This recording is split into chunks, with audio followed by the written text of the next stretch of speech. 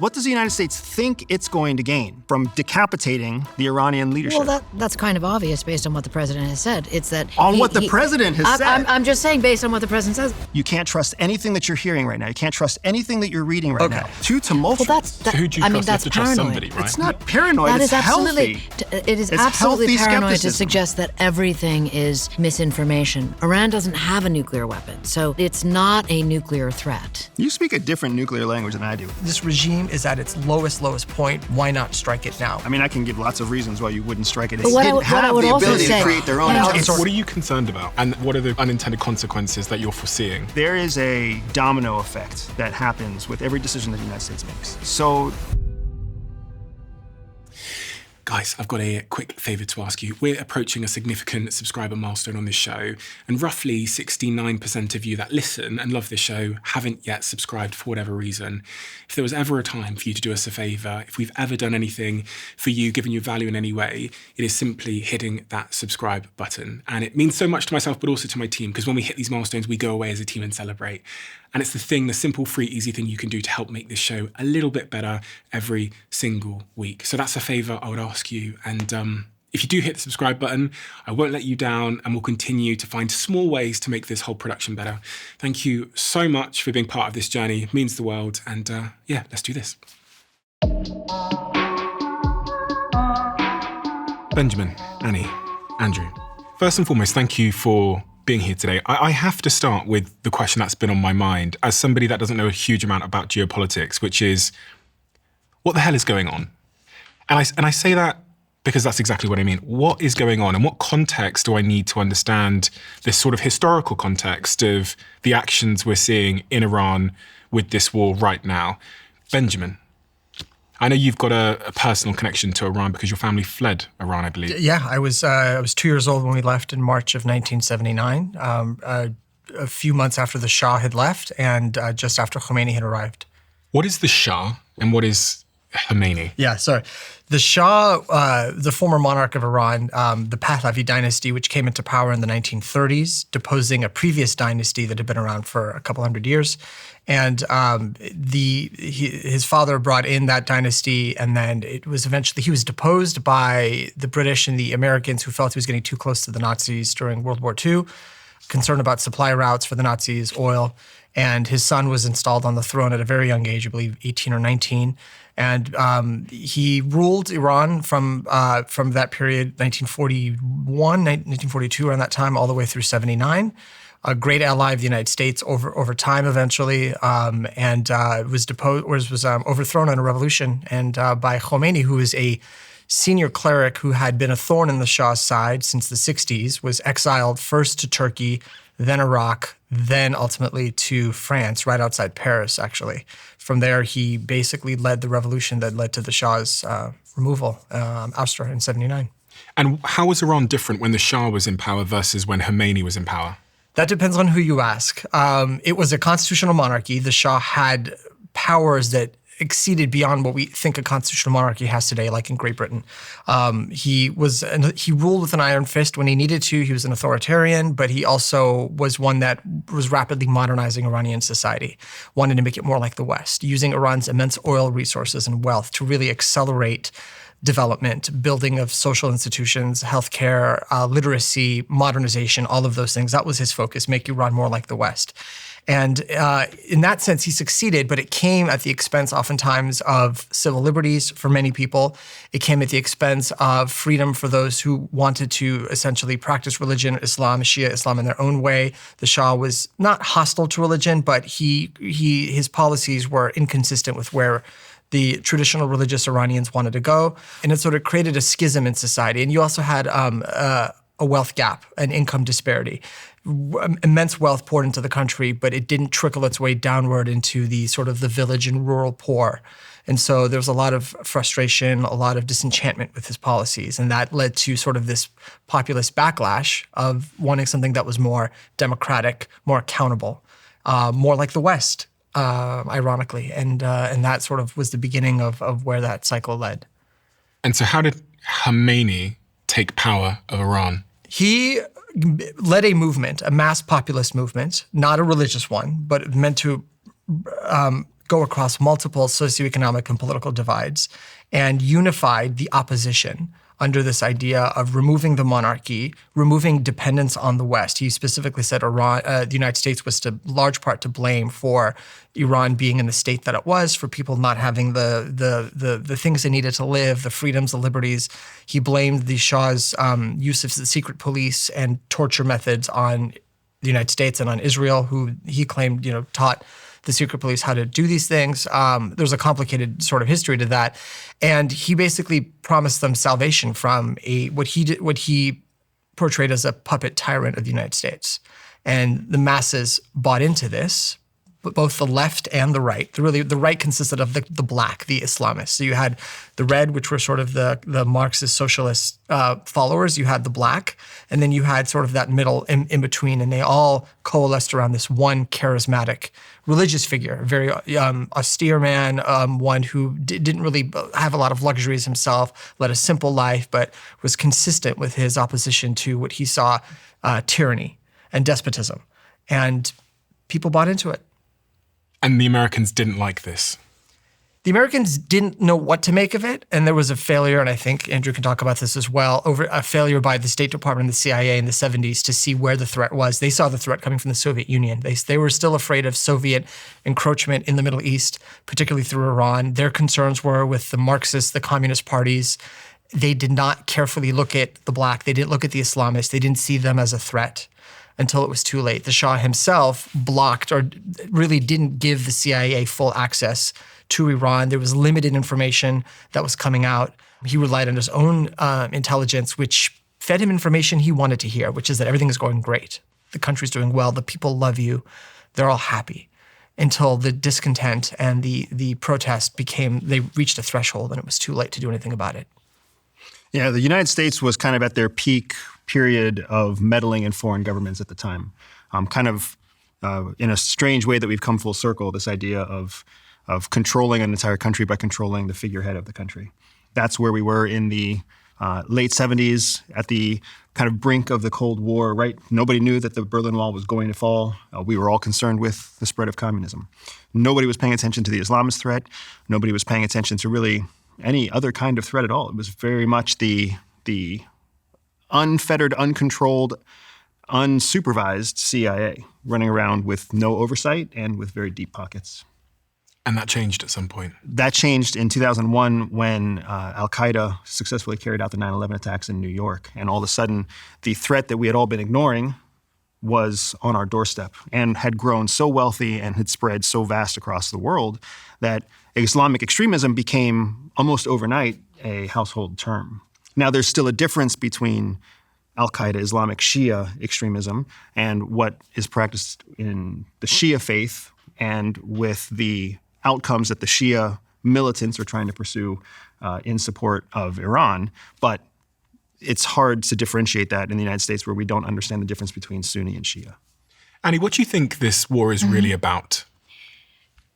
Very interesting what you both said. And I think what I would add to that, which very much speaks to today, is that the CIA, in fact, had many ups and downs over the decades, from its creation right after World War II until this moment in time, and then on 9/11.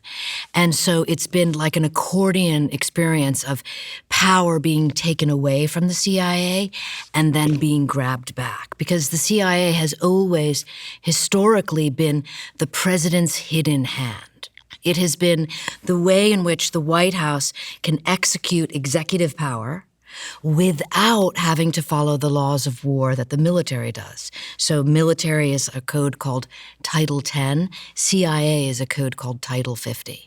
And while that may sound a bit wonkish, it is important to understand, because Title 50 essentially, as Andrew can speak to, gives the president authority under classified presidential directive to change any rule he wants that suits him for an operation at hand, which gets us precisely to where we are today.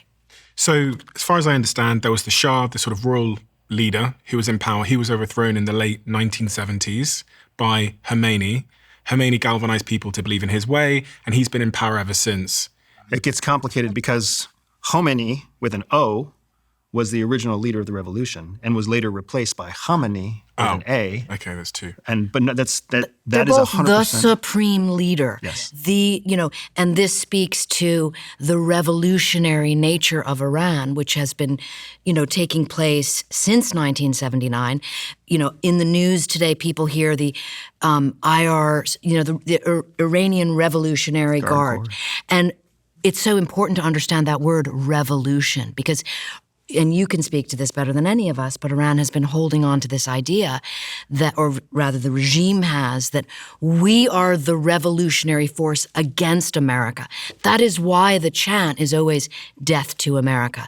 The wound of pre-1975, the wound of America meddling and having the Shah as its puppet is as inflamed or was as inflamed 2 days ago as it was the day after the revolution in 1979. I think that's probably important context we missed, which was the US got involved in the Shah and how he governed Iran.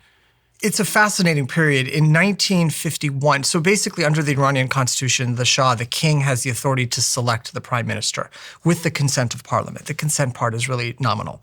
And so Mossadegh, who is a senior member of parliament and also a member of the previous royal dynasty, is distantly related, this elderly statesman who the Shah, out of sort of courtesy after having gone through a successive list of prime ministers, says, okay, I'm going to appoint him prime minister. So he wasn't democratically elected. He was elected to parliament, but from there, the Shah selected him to be prime minister. Mossadegh nationalized the oil company, the Anglo-American oil company, which was owned primarily by the British. This angered the British, who in turn blockaded Iran's ports and basically shut down its oil industry, and creating a national crisis. And Mossadegh was sort of amassing additional powers within himself, for himself, basically overstepping the authority that he had, even though he had the support of a good deal of the public, as it became obvious that this was a bad move, especially in the eyes of Iran's international trading partners, and it was causing Iran to be isolated.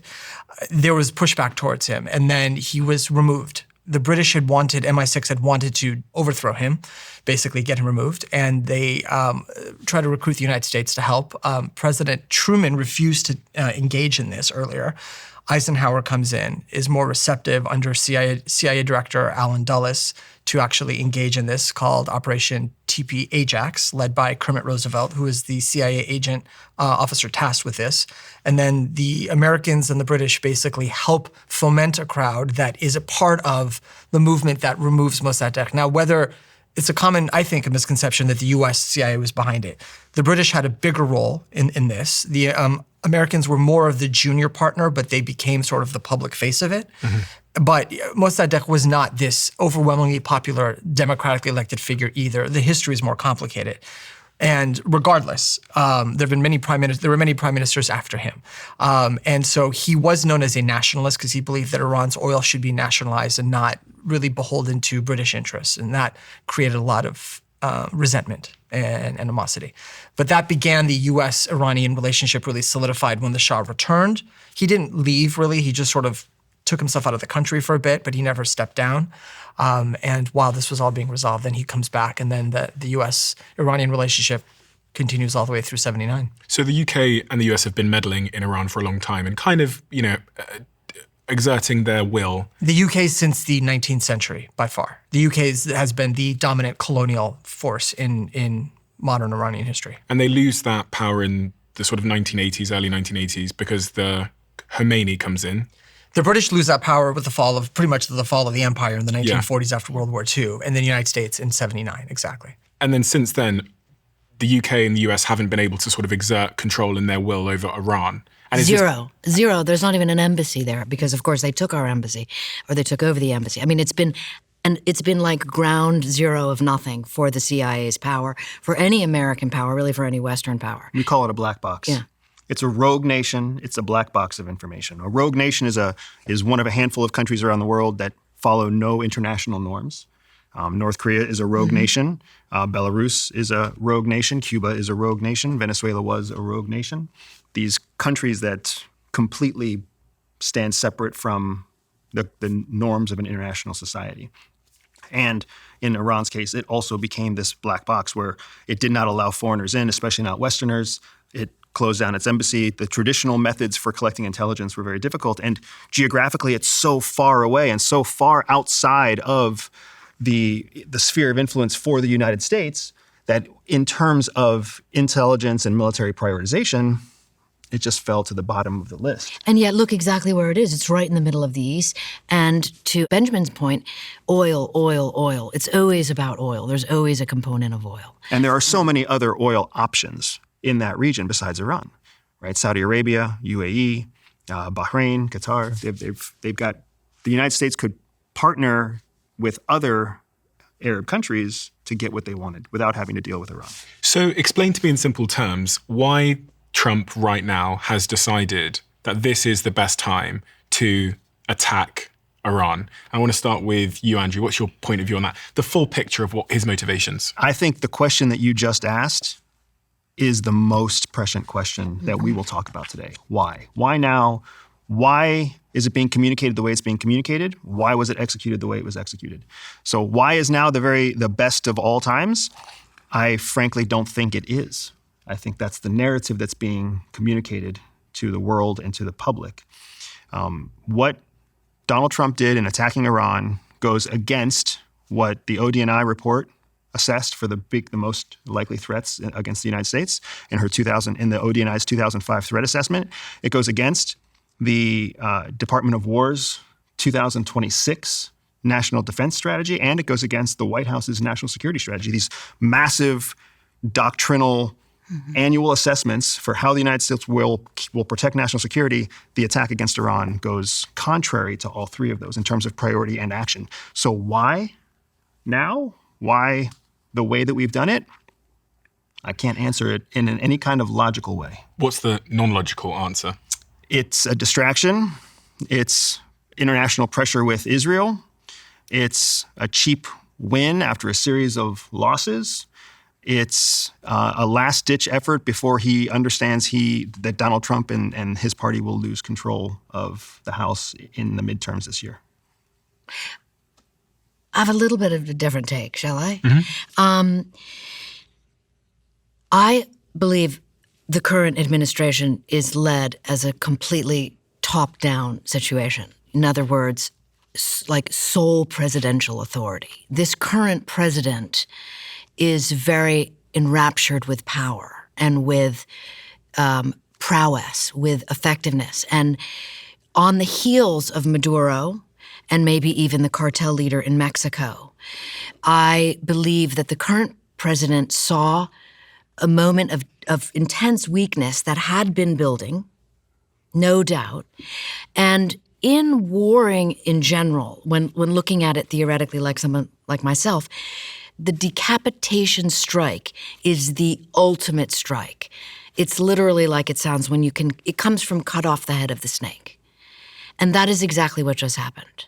Why though? Why did he do that? Well, I cannot tell you why, but I can tell you what we all know that this happened. So if you reverse engineer what happened, I think there's only one conclusion, which is that I would think the current president had wanted to do this and was waiting till he had the intelligence part of it is beyond remarkable. Like how the CIA and NSA and, probably DIA and NGA, all of these intelligence agencies, of which there are many, not just the CIA, were able to get that information to the president in that exact moment and make that strike and decapitate the leadership that has been in power since 1979. When they talk about the motives here, Trump will often cite nuclear weapons as the motive, saying he didn't want Iran to get nuclear weapons. Is that what's going on here in your point of view? The 2025 National Threat Assessment that was produced by the ODNI in March, so less than a year old, specifically says that Iran was unlikely to pursue the development of nuclear enrichment or nuclear weapons. That was the assessment of the ODNI. And that instead, their primary concern was that Iran was going to focus resources into the research of biological and chemical weapons. So the fact that in March of 2025, the ODNI, the assessment of all intelligence agencies, said Iran is not working on a nuclear weapon. And then after the strike in June of the same year, where we dropped bunker busters in Fordo, further obliterating their nuclear enrichment capability and obliterating their program. We have 2 documents that say they're not developing it. We have another series of attacks that says it's obliterated, and yet we're still saying that we need to attack Iran because of WMD. We've heard that story before.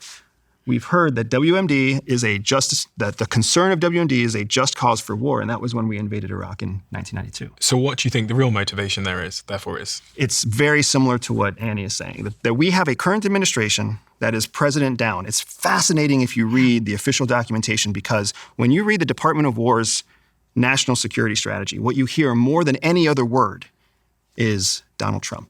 Our president, Donald Trump, is leading America through our president, Donald Trump, the great Donald Trump. It's incredible. When you hear the speeches that come out of Marco Rubio's mouth or Pete Hegseth's mouth, what do you hear more than any other term? You hear the name of the president. Usually you hear we or the government or this administration. It's not around a personality. So it's a very interesting situation because there's so much of a person at stake here, and everybody surrounding the office of the president is only there because they are respecting, kissing the ring of the personality in the center. And Benjamin, I'm going to add to that further just for a moment, if I may, because on that point, the button on that is that I watch the current president's speeches to sort of, discern things. And you can often get your answer right there. And in one of the speeches, either this morning or yesterday, he mentioned that the Ayatollah tried to kill him. And to me, it's like, that's the tit for tat, again, top down, or you could say schoolboy sandbox.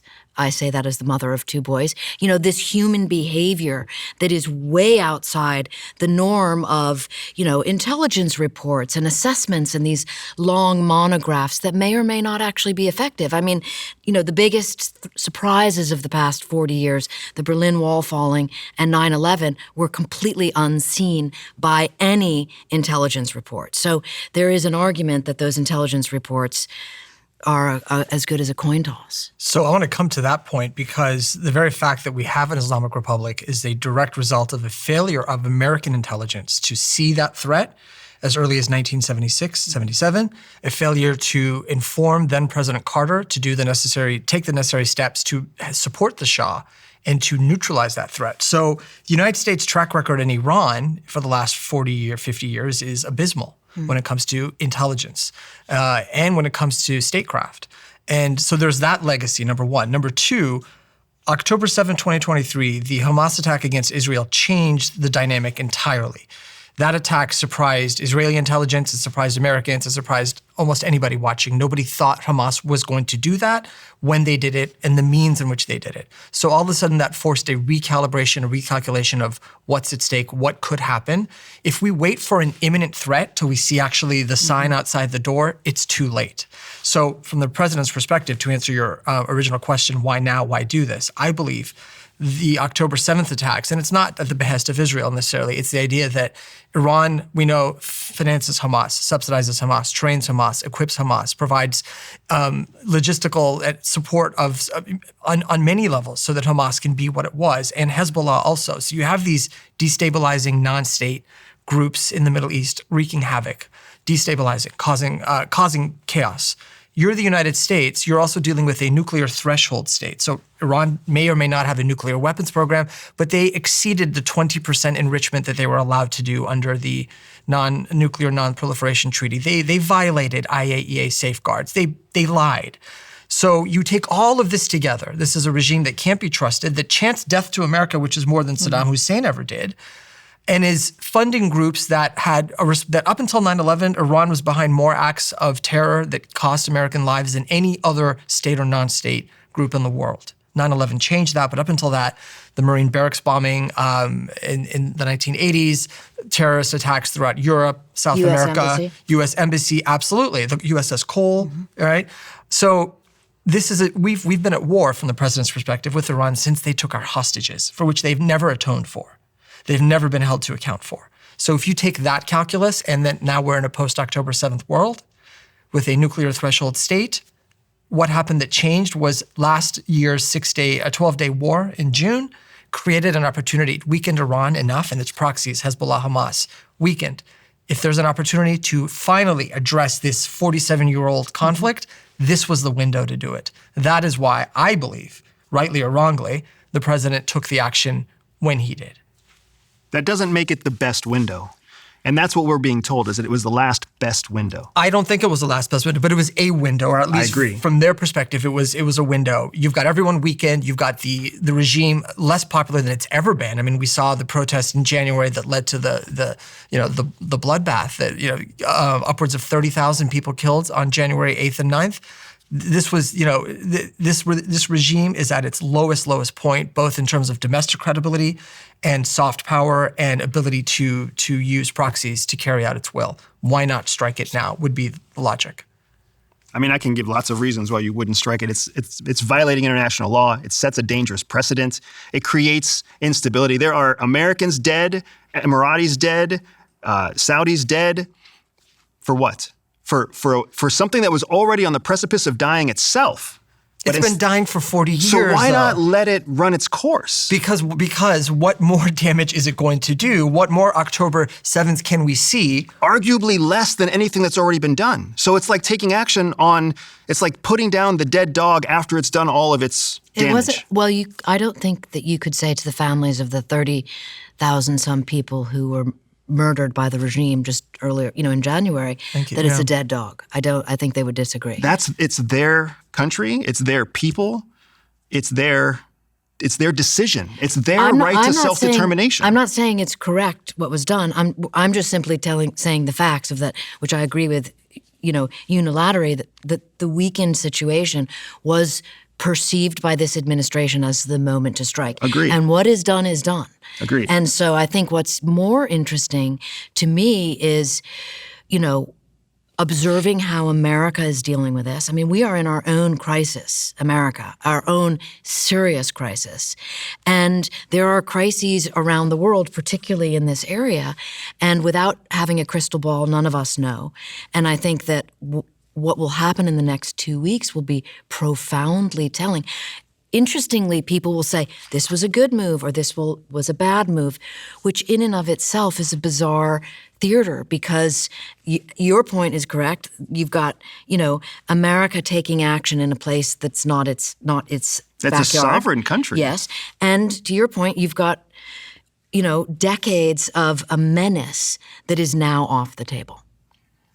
I would disagree with that. Maybe. Exactly. We don't know. Yes. And the worst part is that in the lead up to this, Iran's relationship with Russia and China and other countries that are successfully countering American influence worldwide had grown closer than ever before. And I think they're fair weather friends that just turn on them in a second. What are you concerned about, Andrew? So there's a number of things here. So first of all, with the removal of Maduro in Venezuela, which happened less than 60 days ago, and now the assassination of a leader. The decapitation of the regime. Which was the same thing you did here when you rendered Maduro, right? It's a decapitation of a regime. That's different. I would say if you're going to, extract someone, you haven't killed them. So that's not decapitation. That's basically extraction. swapping out the CEO. This is completely reforming the company. Or at least I agree with that because they were different countries. They operated in different ways. But when you attack the leadership, when you attack the head of state, that is protected under international law. Because when you do that, you open the gates for everyone. Of course. What is at the heart of your concern? Because it sounds like you're saying that this wasn't the right time to do this. And so what are the unintended consequences that you're foreseeing? So there is a domino effect that happens with every decision that the United States makes. And now that we have essentially taken this military action against a sovereign country, it opens the door for all sorts of other countries to just unilaterally choose when they're going to take action against another sovereign. We have created more opportunity for more rogue nations, which is a greater abandonment of an international community, which destabilizes our global trade, our economics, our sense of personal security. The Americans are less secure now than they were 4 days ago. They're targeted now more than they were 4 days ago. And if we are coming to the conclusion that we need to make things worse before we can make things better, that's a conversation I guess we can have, the debate we can have. But with the crisis that we have here at home, with the concerns that exist, with the stated priorities. What crisis here at home? We have an economic crisis here at home, an immigration crisis here at home. We have a crisis of politics here at home. Like the United States is. I would just say it's tribal warfare here at home. I mean, Okay. I watch it and it's just very, very, very dangerous. Keep going. No. It's just now we have just exacerbated that even more. And we've exacerbated that more with an ally in the Middle East that just got done carrying out one of the most destructive attacks in history against Gaza. You brought up something. You talk about sovereignty with regards to the January 8th, the violence committed against the protesters. You said that basically it's their own people's self-determination. How does the international community deal with acts of state violence against its own people? So we have a word for that, and it's called intrastate conflicts. Okay. Conflict inside of a state, a civil war. Right. The international community has no responsibility for stepping into a civil war. So that was this is a great point. This is the debate that the four Allied powers had at the end of World War II when they were convening the Nuremberg trials. You had this idea that we don't have laws to account for how a country or state treats people within its own sovereign borders. The idea is that Germany could do what Germany did within Germany proper. Forget about occupied Germany. Within its own borders, it could mistreat anybody because that was German law. And the push was that that's not the world we want to live in anymore. We want to live in a world where basically nations cannot do that to people. And that's where the basis of the Nuremberg tribunals came, and that's where we got international law of war crimes, crimes of aggression, genocide, so on and so forth. So the idea is that just because Iran is sovereign, we sit back and allow them to do that. It wasn't a civil war because one side was fighting with knives, machetes, assault rifles. The other side had spoons, wooden spoons, that kind of thing, right? It was so lopsided. It was such an abuse and a asymmetric battle. Under the Clinton administration, we chose to not be part of the International Criminal Court. We pulled ourselves out of the very same conclusion that you're talking about. Yeah, but Nuremberg was not, but there's also the ICJ. There's a UN framework that's independent from the ICC and the Rome Treaty. So all I'm saying is we do have international law that addresses what nations can do to their own people. And we violated international law by attacking a head of state. So there's no continuity. There's no consistency. We choose to do what we choose to do. We choose to support what we choose to support, and we choose to abandon what we choose to abandon. And how do you make sense in a world like that? How do you predict the future? How do you manage even raising a family? How do you know where you can travel? How do you decide on investments? You can't. That is a great point, and I think that's a point to be made here is that there's an absence of the enforcement of law internationally, and it's victor's justice. And the dominant will essentially exercise whatever will they want, the law be damned. Do you think this is part of Trump's, what his motivations are linked to his personal legacy? And I say this a lot because I think sometimes you got to kind of follow the incentive structure, especially of a president that can't be reelected, who has talked a lot about wanting to win the Nobel Peace Prize, although he's probably never said it directly. And it almost looks like a Trump that's thinking about his legacy ahead of time. And one's legacy is going to be determined by the wars you start, the people you take out, the Venezuela situation, the economy seems to be really important to him. Do you think this is, he's motivated more so by his legacy than, say, someone else? I do believe that we are in a position where this is the first president we've ever had. And I would love to be wrong. Please disagree with me on this. But I think this is the first president we've ever had that's more focused on personal legacy than professional or political legacy. I think he's thinking about Donald Trump and the name Trump and the Trump fortune and the Trump future more than he's thinking about the image of him on children's bookmarks as a president of the United States for the rest of the existence of the United States. I hope I'm wrong, but I don't feel like he's motivated by country, by service. He is supposed to be a public servant. It's not country over party over country. It's brand over country, the Trump brand. I would agree with that, yeah. I've never heard a president talking about, I might take Greenland, might go to Venezuela. He fancies himself a deal maker. He wants a Nobel Peace Prize. He prides himself on the number of wars that he's ended, conflicts that he's solved. I think ideally he would have wanted Iran to end up with a diplomatic solution. He came with terms. I don't think war was a preferred option. I think he would be much happier if there was an agreement that, allowed everything to kind of stay in place. Iran would abide by nuclear restrictions, missile restrictions, proxy restrictions, and then a Trump casino gets built in, Tehran. That would have made him happy. Because, that is about the personal. That is about the brand. And it's also, he sees that as benefiting the United States, benefiting the U.S. as global partners in the region. So, but I think a lot of this is personally driven. I would agree. I also find it quite fascinating that our Prime Minister in the UK, Keir Starmer, is not being asked about any of this stuff ahead of time. I think if we go back a couple of decades, the UK and the US were allies. Now it seems like the US is kind of acting as a lone force in the world. And it's funny because, I watched Keir Starmer come out after the attacks have happened, and he clearly had no idea it was going to happen. Same in Venezuela. Once upon a time, you would have briefed us. The president did go to the prime minister about, I think, using Diego Garcia and other bases, and was turned down, if I'm not mistaken, right? So there was some awareness that something was being planned, and the prime minister said that the UK government would have no part in any of that. What's going on here? What's the macro picture in terms of the declining world order that we once knew, where it wasn't just United States running around doing whatever they liked, and other people might be briefed or asked? I mean, I'm interested in looking at outcome, and then kind of looking backwards at how we got there. And I'm also very interested in how divided America is, because I really do see it as the greatest weakness. So you can show strength in what just happened, but if you are extremely vulnerable at home, then, and I'm not talking necessarily about Hezbollah terrorist cells being, activated, which may or may not happen. I'm just talking about the clash of political parties in the United States. And to that end, I often look at the past. And so we're talking about, you mentioned, being friendly and having our allies and I can't help but look at the reaction of the opposing party right now at this action, for better or for worse, but bringing up the Iraq War and talking about how we got our allies involved. We went to Congress. And I, as a historian, can't help but think, but wait a minute, the Iraq War was built on faulty intelligence. The Iraq War led us into a 20-year absolute misery with so many people in this area killed and so many more problems metastasizing as a result. And so to be selective about what works and what doesn't work is, to me, as dangerous as a situation as we are in now. And I know that's a little bit skirting away from, giving you an answer as to why what was done, or whether it's a good idea or a bad idea.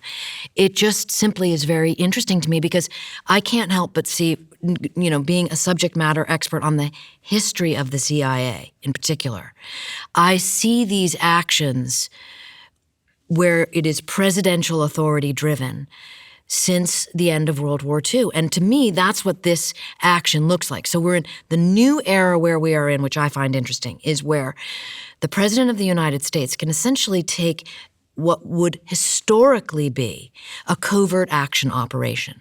You wouldn't even know about it. That would be the idea. Instead, announcing it as a military program. So he's merging the legal authorities of Title 10 and Title 50. What's that? And of course, the average person in the United States isn't like, oh, wait a minute, he's merging those authorities, because... What are the Title 10 and Title 50? Well, Title 10 is the military must follow certain laws of war. Okay? And Title 50 says if the president decides it is a national security threat, he can use the CIA's paramilitary, that is an actual military force. They sheep dip Tier 1 operators over from the military and take the patches off their shoulders, put them in non-military clothing, and send them out to do military-type work.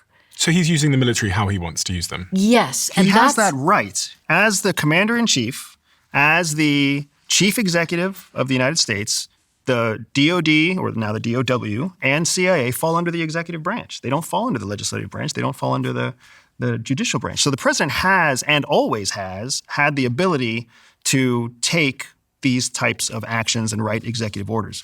What's so different here is that while we're talking about CIA and CIA being used by the president in his exercise of authority, what we're all not talking about, what we're missing, is that CIA has been gutted.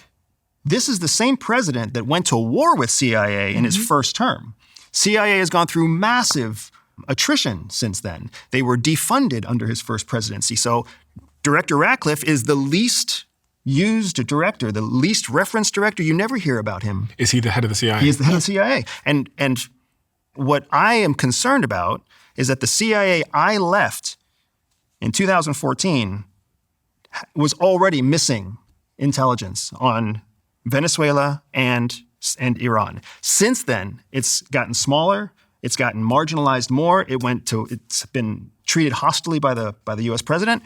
And the CIA that I had started hearing rumors about in the early 2020s, 65% of the intelligence that they were producing was coming from foreign allies. They didn't have the ability to create their own intelligence. What I would also say is that every CIA, sadly, has nostalgia for the former CIA. If you look at history and believes that their CIA was better than the current CIA, that's just the nature of... I'm not saying it was better or worse. Yeah. I'm just saying the intelligence that the CIA is using now, I would argue that we keep talking about CIA and you keep seeing CIA in the headlines, and it's actually not. But hang on. Exactly. But hang on. ODNI didn't, or at least according to, shall we say, the New York Times, which must have come from the White House, CIA provided the intelligence for the decapitation. So you go. That's fake. I don't think that's real. I think that is a shield. It was CIA. Here's the thing. All right. CIA and is how do you think, based on what? CIA is the Central Intelligence Agency, which is by design. It means that every other intelligence that comes from every other agency inside the DOD, inside the national security infrastructure, has to come through CIA. Only CIA produces the final product for the president. So therefore, everything is CIA. And CIA is the one that's in charge of maintaining foreign relationships with foreign intelligence services. So when Israel has an intelligence report that they share with the US president, it goes through the CIA. So all credit and all blame always goes to CIA. That doesn't mean CIA actually had the intelligence themselves. So who do you think had the intelligence? And why does this matter? The number one most informed country in the world on the goings-on in Iran is Israel. Tell me if I'm wrong. No, I would agree with that. There's no way the United States would have been able to launch against Iran without close coordination and incredible intelligence support from Israel. And I'm going to disagree a little bit. Why does it matter? Because it means that Israel could be directing the activities of the U.S. military by the intelligence they select to give to the president. So I wouldn't take that step. Yeah. I don't think Israel has a monopoly on intelligence provided.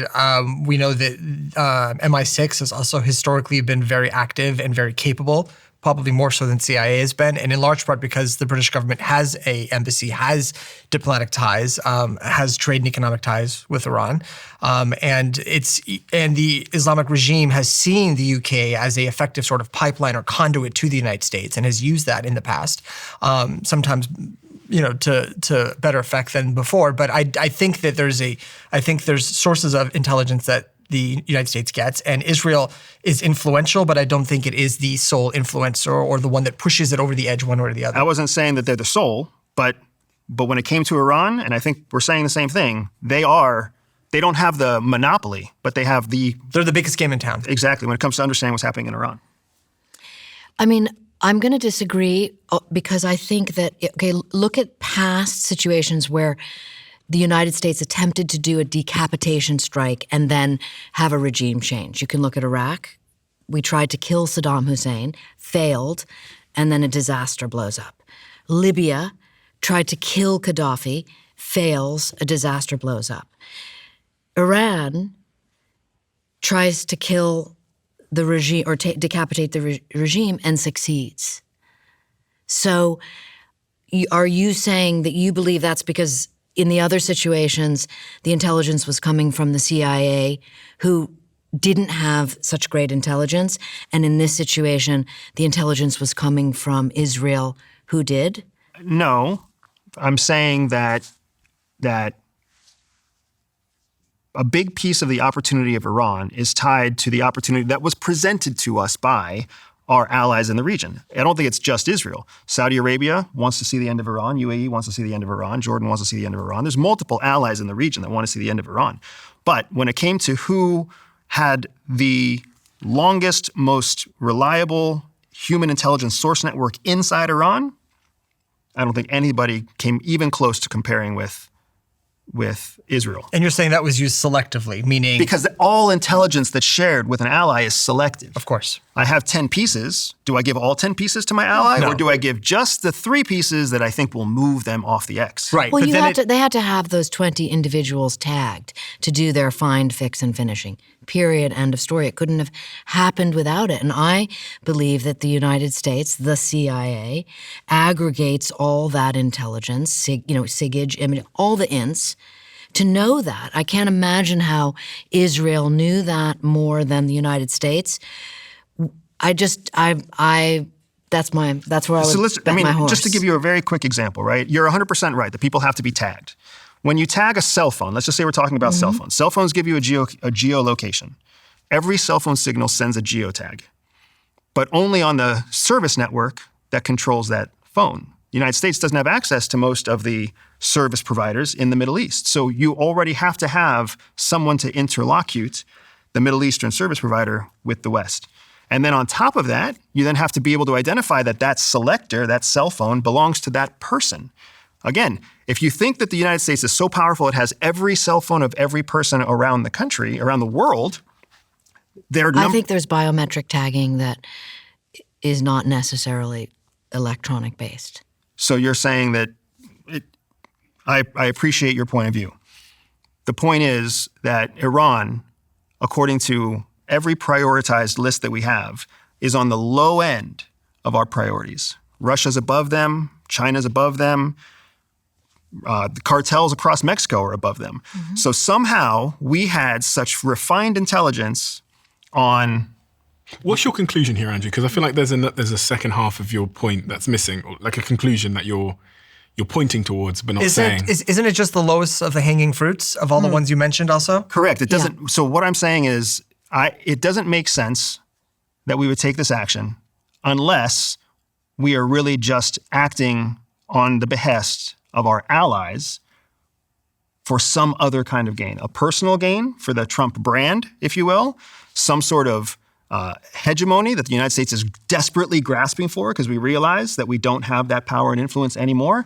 And as a result of these actions and actions like what we took in Venezuela, we have now empowered and validated some of the worst regimes in the world that we've always held accountable for taking the same kind of actions that we take. And who are you concerned about as it relates to other regimes? China, Russia.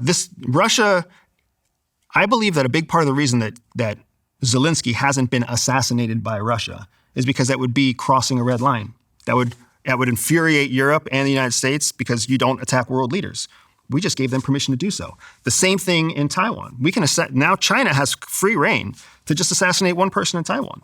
And that's just them. We're not even talking about Pakistan and India. We're not talking about any of the border disputes that are happening anywhere else across Asia or warlords in Africa. We just validated these illegal, inhumane, extrajudicial processes all over the world. So unlike these other world leaders, Khamenei was his philosophy, his entire ideology is built on death to America among death to other things.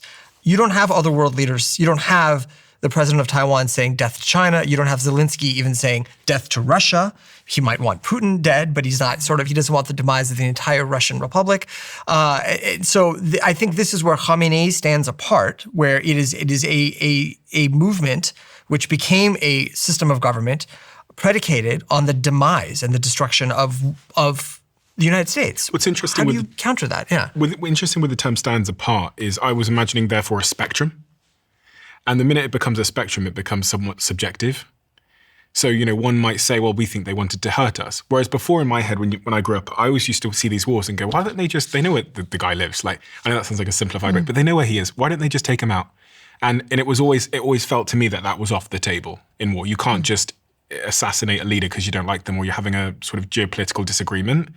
And it's actually only in the last sort of year or two that I've thought, okay, maybe it is free reign to just fly in and snatch someone out of bed with their wife, which is what happened in Venezuela. And then seeing this, that you can just drop a bomb on them wherever they are, it does kind of make you, wonder, maybe this is now on the table.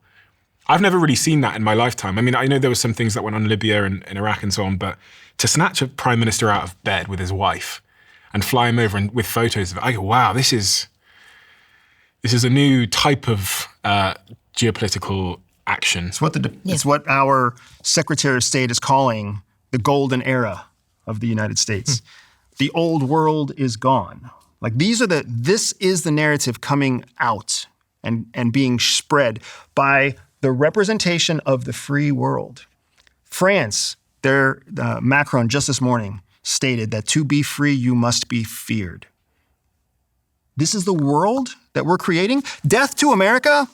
Guess how much I care about that? Guess how much I care that a poor, broke-ass, far-away, fucking piddly-dink country says death to America. Guess how afraid I am of that? 0. And guess how afraid multiple people who have led the United States have been afraid of that? They're not. You can say it all you want. Doesn't matter. And when you do carry out an attack against the USS Cole, for every one attack that's successful, 25 of them are thwarted. That's the benefit of being the most powerful military in the world. You don't have to worry about everybody who chants in the streets. How many people disown their kids because they say, I hate you when they're teenagers? You don't care. You're like, give it time. They'll grow up. They'll be fine. They've got to go through their shit before they realize what it's like to be grown-ups. That's what we say about our children. The other argument... You can say the same thing about a country that just came to power in 1979. They're less than 100 years old. What do they know about how to actually be a country? What do we know? We're only 250 years old. I mean, it's hard to swallow that, like, it's okay if you have like a horrible, murderous, brutal regime making women run around in hijabs and ruining entire thousands of years old Persian civilization. Have you been to this part of the world? I have not been there. That's normal life there. What do you think is happening in the Hermit Kingdom in North Korea? I mean, shoot, look, Afghanistan. We left Afghanistan and knew that that's exactly what the Taliban was going to do. Right, but what's happening here is not, since 79 is not normal. But just to go back to one step for a second, who do we know launched the missiles that killed the supreme leader and all the other in the hierarchy? I think the credit is going to the United States. No. The credit is going to Israel. So Israel is the one that essentially pushed the button, pulled the trigger, what have you. The U.S. provided the intelligence. Exactly. In which case then, does Israel have the prerogative to take out a head of state that was, essentially the only nation state, might I remind you, that came out in support of the October 7 attacks? It was only Iran. Not even North Korea came out and said anything. No one else did. Khamenei absolutely said this was just and needed to happen. On October 8th, he directed Hezbollah to join the war. So therefore, is he a fair target for Israel? That's a great question. Is he a combatant? Yeah. If a head of state authorizes funds, motivates, endorses, and basically encourages and shoves out the door your attacker, do you then have a right to go after them? I think that's the $10,000 question here. Okay. Because if you're willing to see the leader of every country as a combatant, they are the heads of the military. The president is the commander-in-chief of the military. If they are a combatant, they are a legal target. So if they're a legal target, why is it against international law to attack head of state?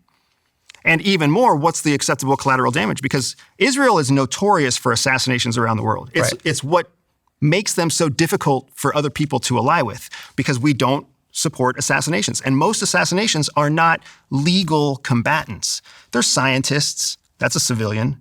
They're experts, that's a civilian. They're heads of industry, that's a civilian. They're generals, but not in a hot conflict. That makes them a non-combatant. The spaces you're talking about, the line between civilian and someone who works for the government or is on a government-funded weapons program or something of that nature, those lines are blurred in the Middle East. We know that. Those lines are blurred everywhere. Exactly. A civilian who works for a company that's hired by the U.S. military, is that person a combatant? Okay, but those distinctions are far more subtle in the Middle East, and especially when you're a scientist working for a state nuclear program. That you're being forced to work for because you're one of the few scientists that can do it. I don't know. Are they forced to work for? Absolutely. I mean, there are defectors. There are those who opt, and then there are those who double down and become religious cheerleaders, supporting what the government's doing. I mean, the point I'm making is that you saying it doesn't give you under international law the right to take out a head of state. What if it was self-defense? That's not what it was. I have a counter narrative here, just to throw it out and kind of switch up the discussion here. This administration is very interested in social media. And for that reason, I am too. And I look at I saw a meme that was going around immediately after this decapitation event. So quickly, in fact, it made me wonder, like, who pushed that out that quickly? And it's a white sheet of paper with all the months of the year of 2026. And January, there's a picture of Maduro. February, there's a picture of the Mexican cartel leader. March, one day off, there's a picture of the supreme leader of Iran. And then there's a question mark in the other months.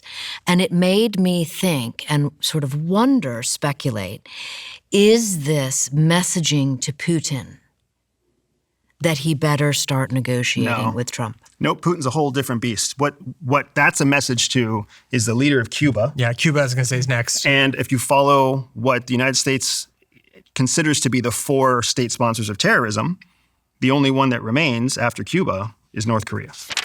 You know, every once in a while you come across a product that has such a huge impact on your life that you'd probably describe it as a game changer. And I would say for about 35 to 40% of my team, they would currently describe this product that I have in front of me called Ketone IQ, which you can get at ketone.com, as a game changer. But the reason I became a co-owner of this company and the reason why they now are a sponsor of this podcast is because one day when I came to work, there was a box of this stuff sat on my desk. I had no idea what it was. Lily in my team says that this company have been in touch. So I went upstairs, tried it, and quite frankly, the rest is history. In terms of my focus, my energy levels, how I feel, how I work, how productive I am, game changer. So if you want to give it a try, visit ketone.com/Stephen for 30% off. You'll also get a free gift with your second shipment. And now you can find Ketone IQ at Target stores across the United States, where your first shot is completely free of charge.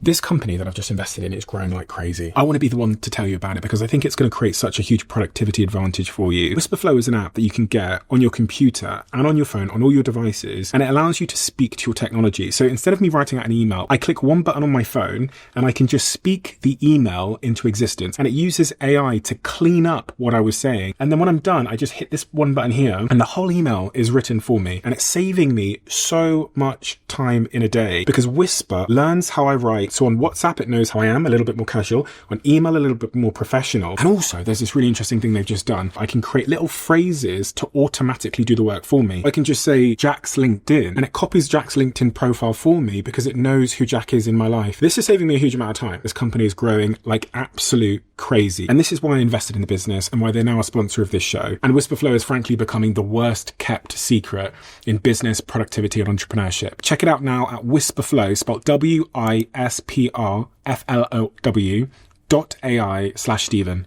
It will be a game changer for you. Why does the US care about Cuba? What's the context there? What does the US want with Cuba? Well, Cuba's 90 miles off the coast of Florida, for starters. So geographically, it's very dangerous. Cuba was where the Soviet Union put nuclear missiles. They're, almost bringing the United States to the brink of nuclear war during the Kennedy administration. It's one of the only countries in the Western Hemisphere that does not fall under the United States' sphere of influence. I actually saw this yesterday.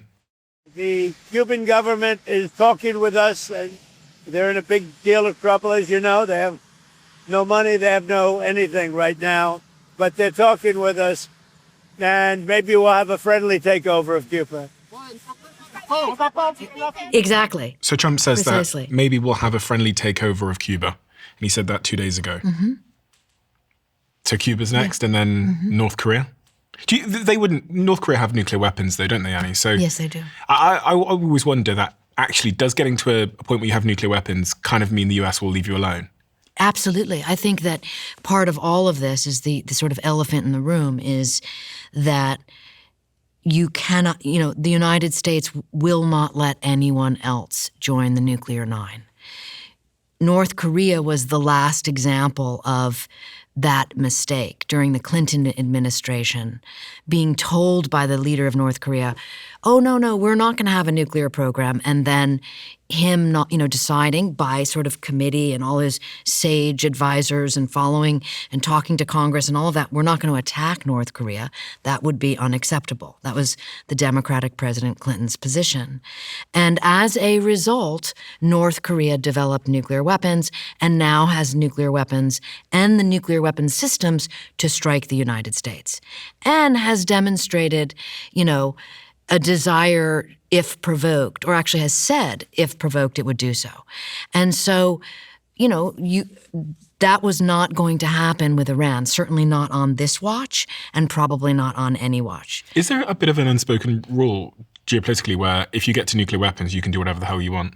And it's the ultimate deterrent. Absolutely. You can't mess with somebody who has a nuclear weapon, and you don't. one of my friends was asking me this morning how the situation with Iran getting nuclear weapons is any different from the situation with North Korea having nuclear weapons, or is it the same? Well, it's the same thing. It's only perhaps worse. Well, now this regime is up. We don't know what will happen with it. But having, an correct me on this pronunciation. The idea that the Shia idea that the sort of apocalyptic end is not necessarily a bad thing. Oh, the arrival of the Mahdi, yes, and that whole thing, right? Sort of creating the conditions for that to come about. There's kind of a undergirding the Islamic regime's thinking is this idea, and that's very dangerous to the idea that we don't want to have a nuclear war. Though that regime is not suicidal. I will sort of state that Khamenei was prepared to die for his cause, but he was not suicidal in the sense that he would go out and sort of, if he could, I don't think, start a nuclear war that he knew his country was going to get destroyed fighting. That is, I think, one distinction. And I'm not saying North Korea is suicidal, but definitely what remains of the government there is not suicidal. I don't think there is ideological diehards as we saw in the founding fathers, of which Khamenei was the last one. So that changes it a little bit now that he's dead. There's a philosopher, Eric Hoffer, he sort of wrote that great causes start as movements, then they become businesses, then they become rackets. Okay, so Khomeini's movement that started in the 70s, that was the movement. It became a business, a enterprise of which the Islamic Revolutionary Guard Corps profited immensely till it became a racket. And now we're at the racket phase of it, and the only one really left are the racketeering leaders, and because the spiritual leaders are now gone. What happens next, I think, is sort of, we're now very much in unknown territory with that. Andrew, to that point of nuclear weapons, if Iran had already violated many of the things they'd said around nuclear weapons, and I think they'd enriched uranium to 60% roughly, they would have theoretically continued to go, because they know that if you want the US and other people in the region to stay away from you, you've got to get nuclear weapons. And once you get that to that point, then no one's going to mess with you. So I think the assumption is that no one will mess with you with nuclear weapons. I don't think that is going to be the assumption for much longer. I think that Iran recognized that if it could get a path to a deployable nuclear capability, whether it's a rocket or whether it's a missile or even if it's a truck with a nuke in the trunk, they had options. 60% enrichment, they have options. I mean, that's a dirty bomb. They have options there. I mean, with just nuclear waste, they have options to cause real damage. But enriched military-grade, sustainable, kind of permanent state nuclear capability is a much higher level of enrichment than that. And that's arguably what they have in North Korea. Their deployability, their capability for actually putting it on a rocket and having the rocket hit where it's supposed to hit and not blow up on the launch pad is a little bit different. And for that reason, I think we have to take seriously the fact that if the United States wanted to demonstrate their power against the nuclear-capable country, they could do it against North Korea. There's also this concept that our current military doctrine under Hegseth has applied that no other president has ever applied, and no other Department of Defense, Department of War has applied. And that's this idea called burden sharing. According to the Department of War, their doctrine now is a doctrine of burden sharing, which means they will force the burden of a national security interest on American allies. An example is they go into Iran with a small naval force. They bomb Iran, knowing very well that Iran is going to spread the pain across our allies in the Middle East. To the United States Department of War, that is us, that is our allies, sharing the burden If they want to be our allies, they have to do this. Same thing is happening with Ukraine and with Russia. If you want to counter Russia, you must share the burden with the United States. It also gives the United States now carte blanche to go anywhere it wants with a limited force, stir up a hornet's nest, and then let everybody else pay the price. Well, in terms of the Middle East, it certainly was an effective move because, all of these 6 countries that Iran has now attacked in the past 48 hours are now very angry with Iran. So the burden sharing has gone from kind of like, this is a fight that we're not in, to this is a fight we are in. I don't think that anybody has taken any offensive actions against Iran except the United States and Israel. But they're not happy with it. They weren't happy before. Oh, but the statements they've put out are some of the strongest that we've seen. I mean, we've never even seen anything. We've never like that. seen the Gulf states put out what they've basically, condemning Iran and holding it responsible. It's now any pretense that there was a rapprochement, there was some sort of a coming together is now shattered, and that's a setback for whatever's left of the Islamic Republic. Huge setback. The power that Iran has over the Middle East is a power of agriculture. All of the countries that we look at, all the oil Khaliji countries can't make their own food. Iran makes their food. So they've always had this weird relationship where they disagree with them politically, they disagree with them religiously, they disagree with them militarily, but they're still allies because of food. The United States has sanctions all over Russia, except in one area, space. We still cooperate with Russia. It's a carve-out because we don't want to lose their access to the space program. Do you think we're closer to nuclear war now because of this action? 100%. So you think this has moved us closer there? 100%. And I've got, there's proof of that all over the headlines today because France is deploying air-launched nuclear warheads. Air-launched nuclear warheads. That means small warheads that fit on the ends of airplane rockets. They're deploying them all over Europe. That means France is now taking its nuclear arsenal and spreading it across its European allies. The more nuclear proliferation, the more risk of nuclear war. That's just as much a part of Ukraine and that has nothing to do with Iran. Why? Yeah. That has nothing to do with Iran. It happened 2 days after Iran. The threat of nuclear war comes from the conflict, in my opinion, comes from the conflict in Iran, from the war in Ukraine comes from Russia. Because you have an actual superpower president who has threatened the use of nuclear weapons. Iran doesn't have a nuclear weapon, so it's not a nuclear threat. You speak a different nuclear language than I do. Russia is launching intercontinental ballistic missiles that can't be intercepted. It's got the Oreshnik. What the hell is it going to be afraid of a warhead on the tip of an airplane? It's not. That's a tactical nuke. That's a battlefield nuke. But what is your point? My point is that the deployment of a nuclear weapon is nuclear war. The deployment of a nuclear weapon. Wait. If you're talking about mutually assured destruction. Are you talking about the use of a nuclear weapon, or are you talking about putting a warhead on an aircraft? No, that's been technology for a long time. Right. So using it in the battlefield. But it's not being used in the battlefield. I agree with you 1,000%. You don't think it's been? You think it is being used in the battlefield? No, I'm saying it's being deployed. Is that getting us closer to nuclear war? Yes. Yes, but it's not because of Iran. It has nothing to do with Iran. And what are you talking about being deployed? Because you're talking about France maneuvering where its weaponry is. That's the definition of a deployment. That is, well, then we're talking about it. I'm talking about nuclear use. I mean, the United States deploys its nuclear forces all the time by President Trump saying, I'm moving our submarines, which is just talk because they're moving anyways. It's the same as it's threatening when Putin says I'm moving at my nuclear, or when he tests, Norway by popping up right outside of their shores. Those are maneuvers that are very dangerous. I absolutely agree. Annie, but in this particular case, has even from a Russian perspective, has this war in Iran increased the probability that a Putin would use a nuclear weapon? In my opinion, absolutely not. No. In my opinion, no. In my opinion, what it does to Putin is it makes him say, wow, this president is unpredictable. And to an authoritarian person like Putin, that's a match for him, not someone for him to walk on. And I think I'm not saying that's a great way for world diplomacy whatsoever. It's not diplomacy. It's just, it's just strong arming one another. But we are not. I do not feel at all that this situation makes us closer to a nuclear threat whatsoever. I agree. I think it's a combination of Ukraine and China's military exercises and action in the South China Sea, and the whole sort of what we're not seeing. There's this argument that China's watching what's going on with the U.S. and Iran. Here we are depleting our interceptors, our munitions. China's meanwhile stockpiling, its resources. And does this put us at a disadvantage if and when the day comes where China decides to take proactive, aggressive action vis-a-vis Tehran?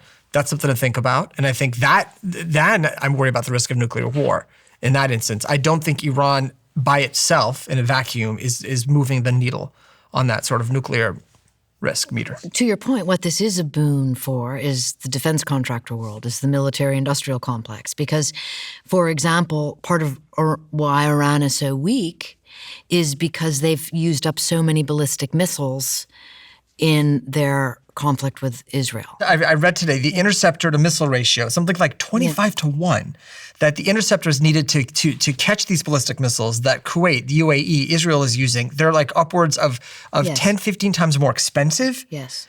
And these drones are relatively cheaply made, these Shahed drones that they're using. So, there is that aspect of it too, that Iran can just fire like a madman all these sort of expendable munitions, and meanwhile we're spending 3, 4, 5, 10 times as much to intercept them. Yes, although you do see in any kind of conflict like this, you always see new weapons on the battle, and that's what happened now. And America actually has been copying the Shahed drones, these cheap, we call them the Lucas, these cheap systems that can just go in and cause havoc without precision, and we deployed them. So I think this was a long time. Sorry to interrupt you, Stephen. No worries.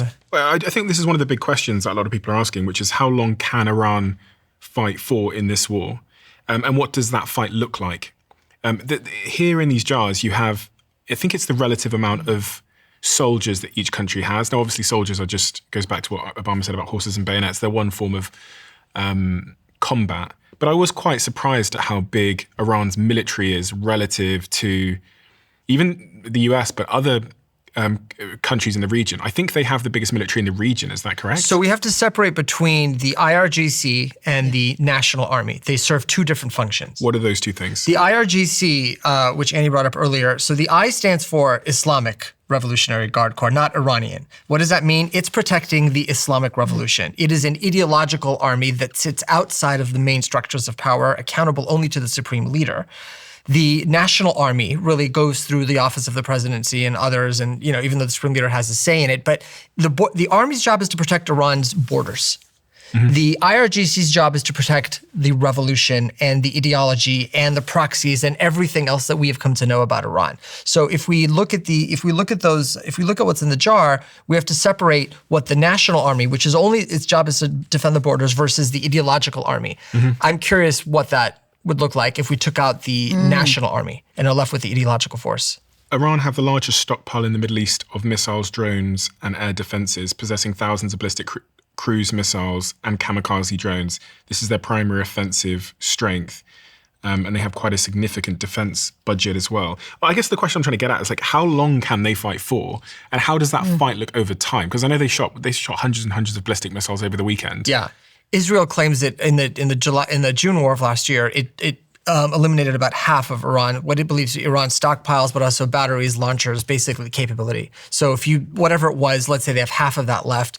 I've seen a statistic saying that really they can't go at this rate, Iran, for more than 2 to 3 weeks before they're completely depleted. Well, there's also an interesting move that the United States did. While we didn't kill the supreme leader, what we did do was send our B-2s to take out underground missile systems, which Iran has. Which are the aircrafts, right? No, they're underground. They actually call them missile cities. B-2s. Yeah, the B-2s are the bombers. Yes, they came from the United States.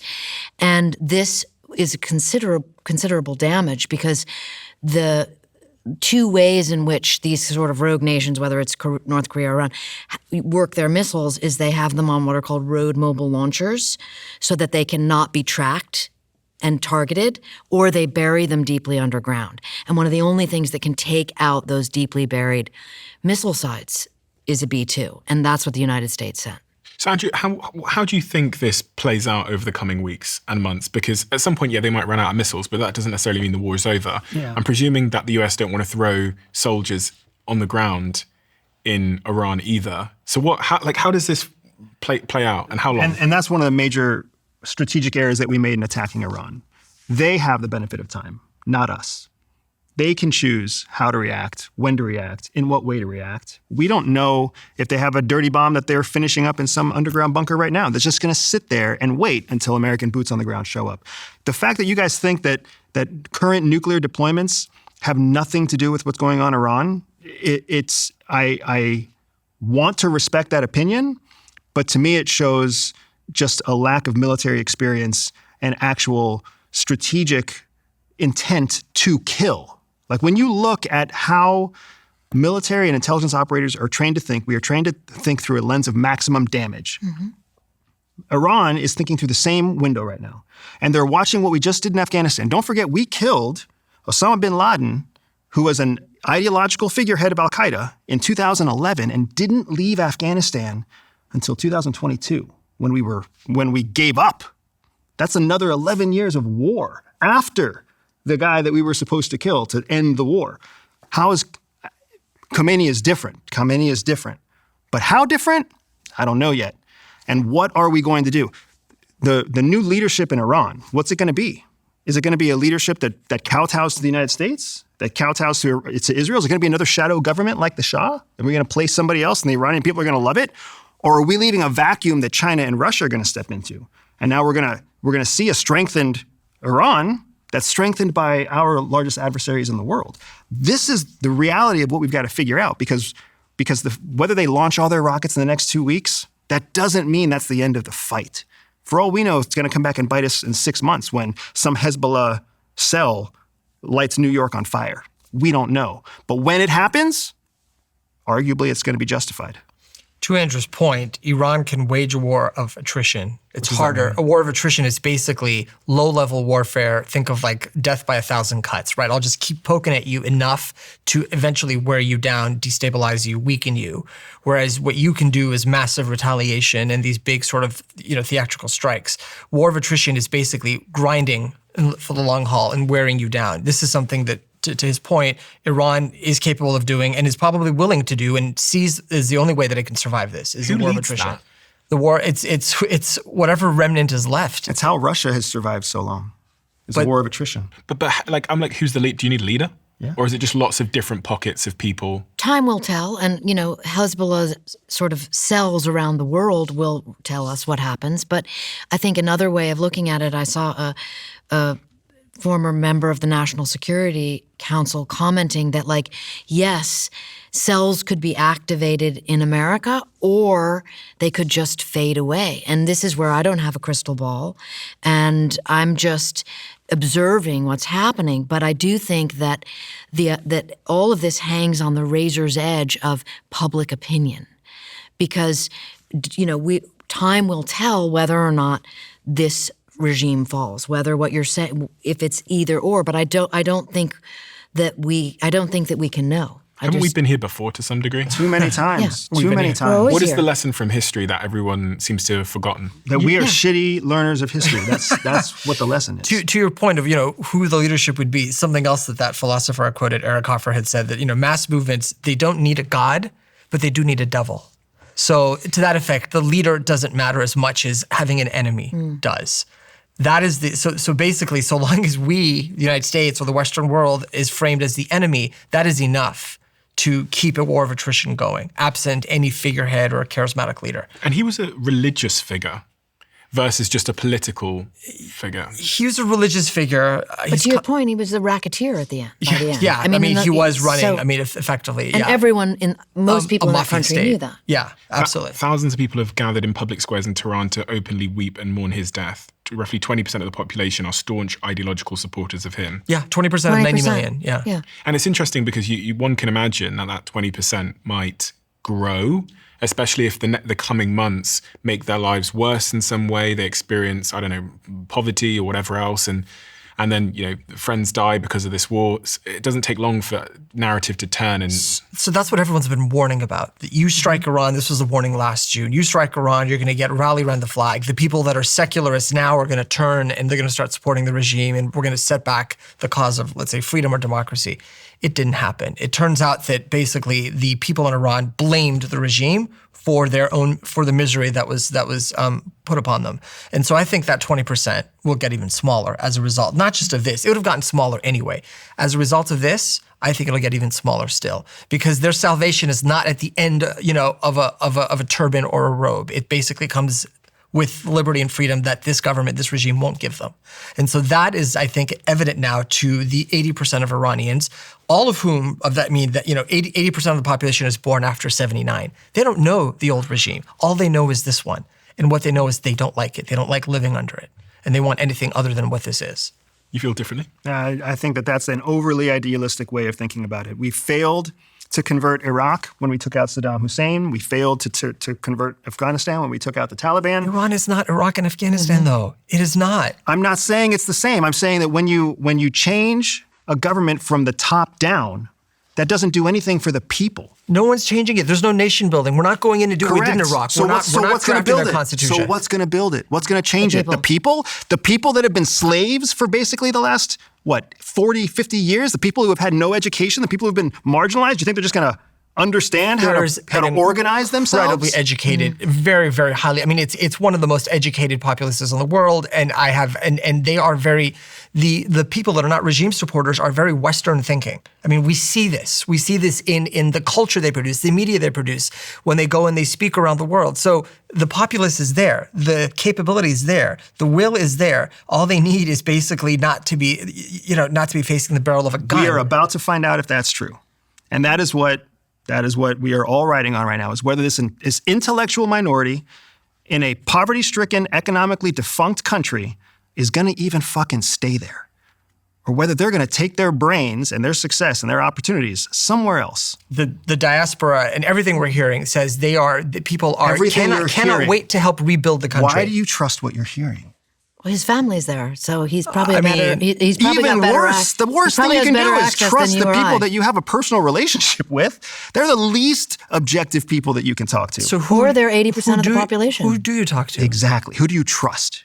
You can't trust anything that you're hearing right now. You can't trust anything that you're reading right now. The information landscape is too tumultuous. So who do you trust? You have to trust somebody, right? It's not paranoid. It's healthy. It is absolutely paranoid to suggest that everything is misinformation. One would believe, at least I certainly believe, that I have a faculty up here to be able to take information and try and discern what might be misinformation and what isn't, and then also be willing to stand corrected.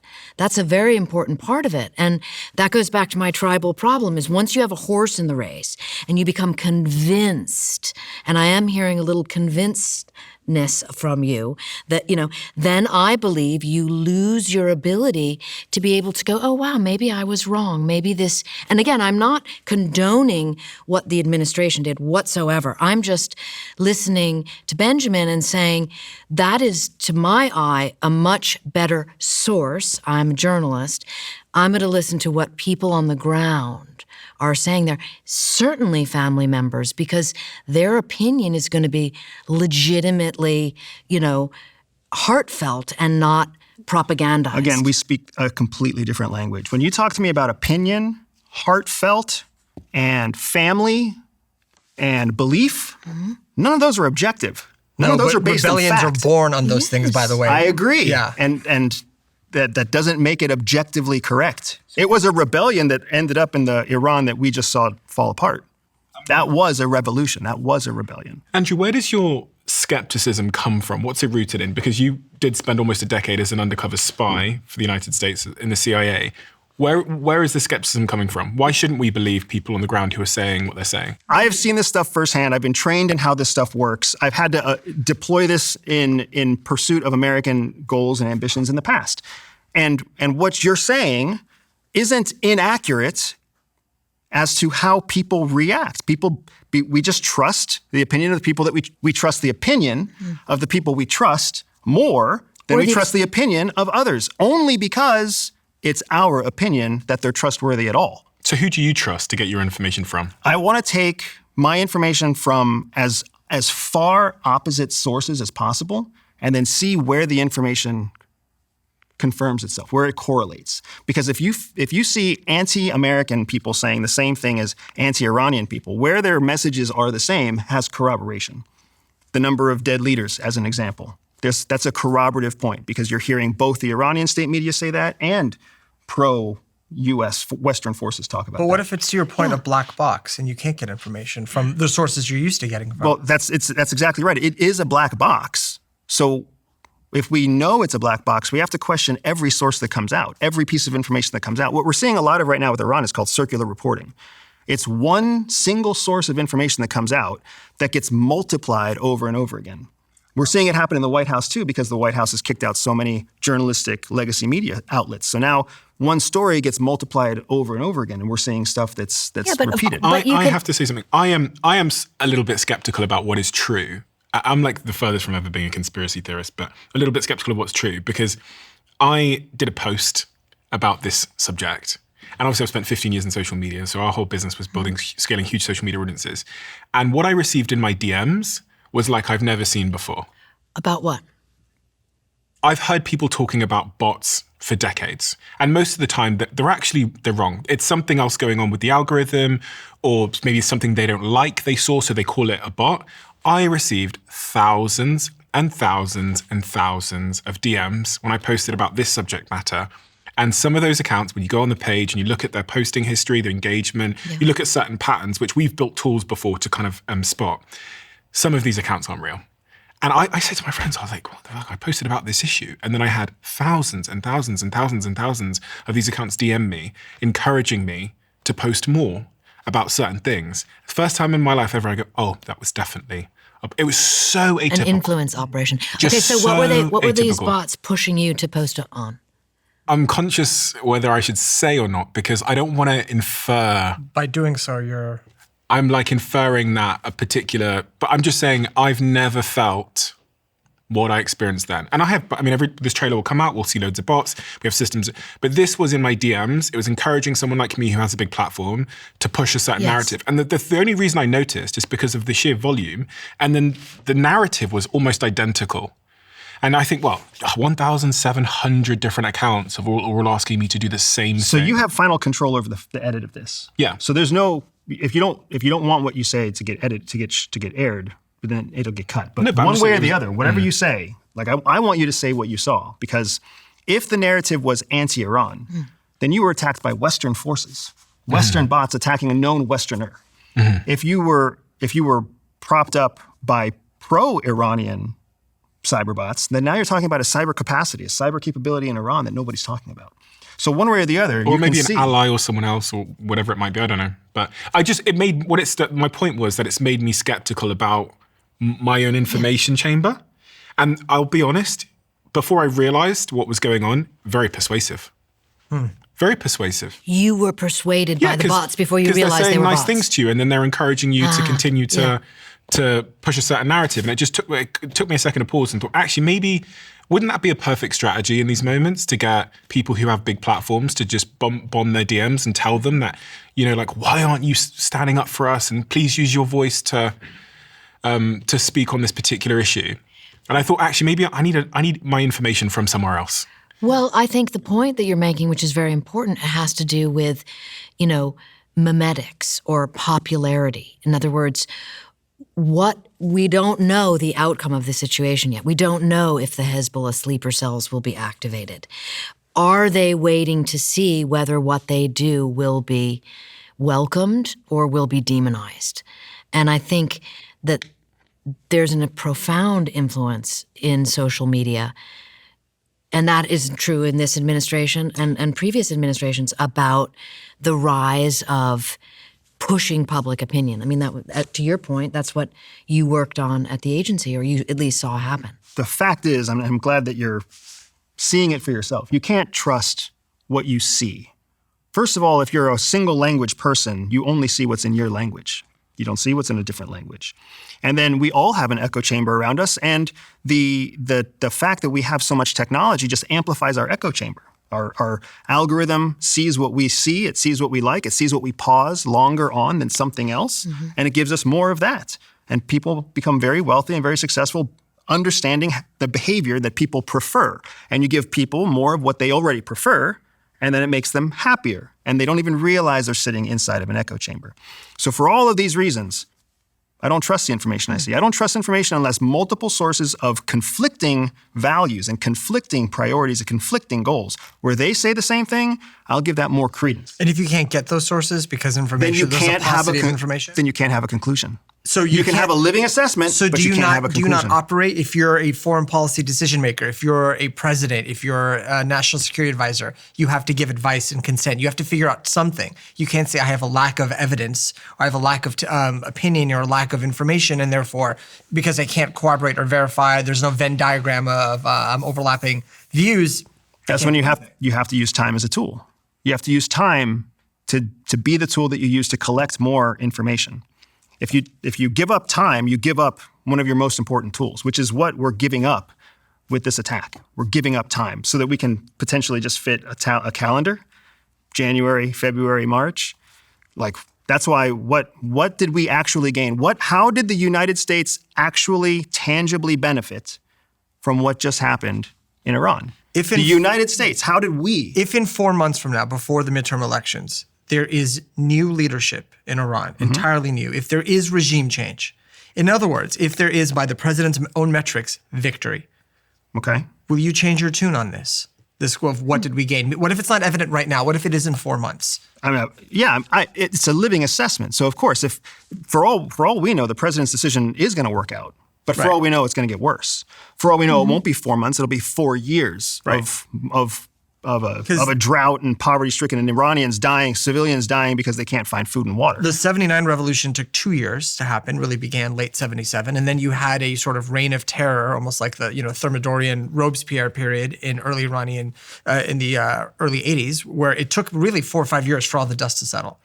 But so the question is, do you want, where are my results, right? It's only been since Friday. Where am I? What are we gaining? What do we even think we're going to gain? What does the United States think it's going to gain from decapitating the Iranian leadership? Well, that's kind of obvious based on what the president has said. It's that what the president has said. I'm just saying based on what the president says.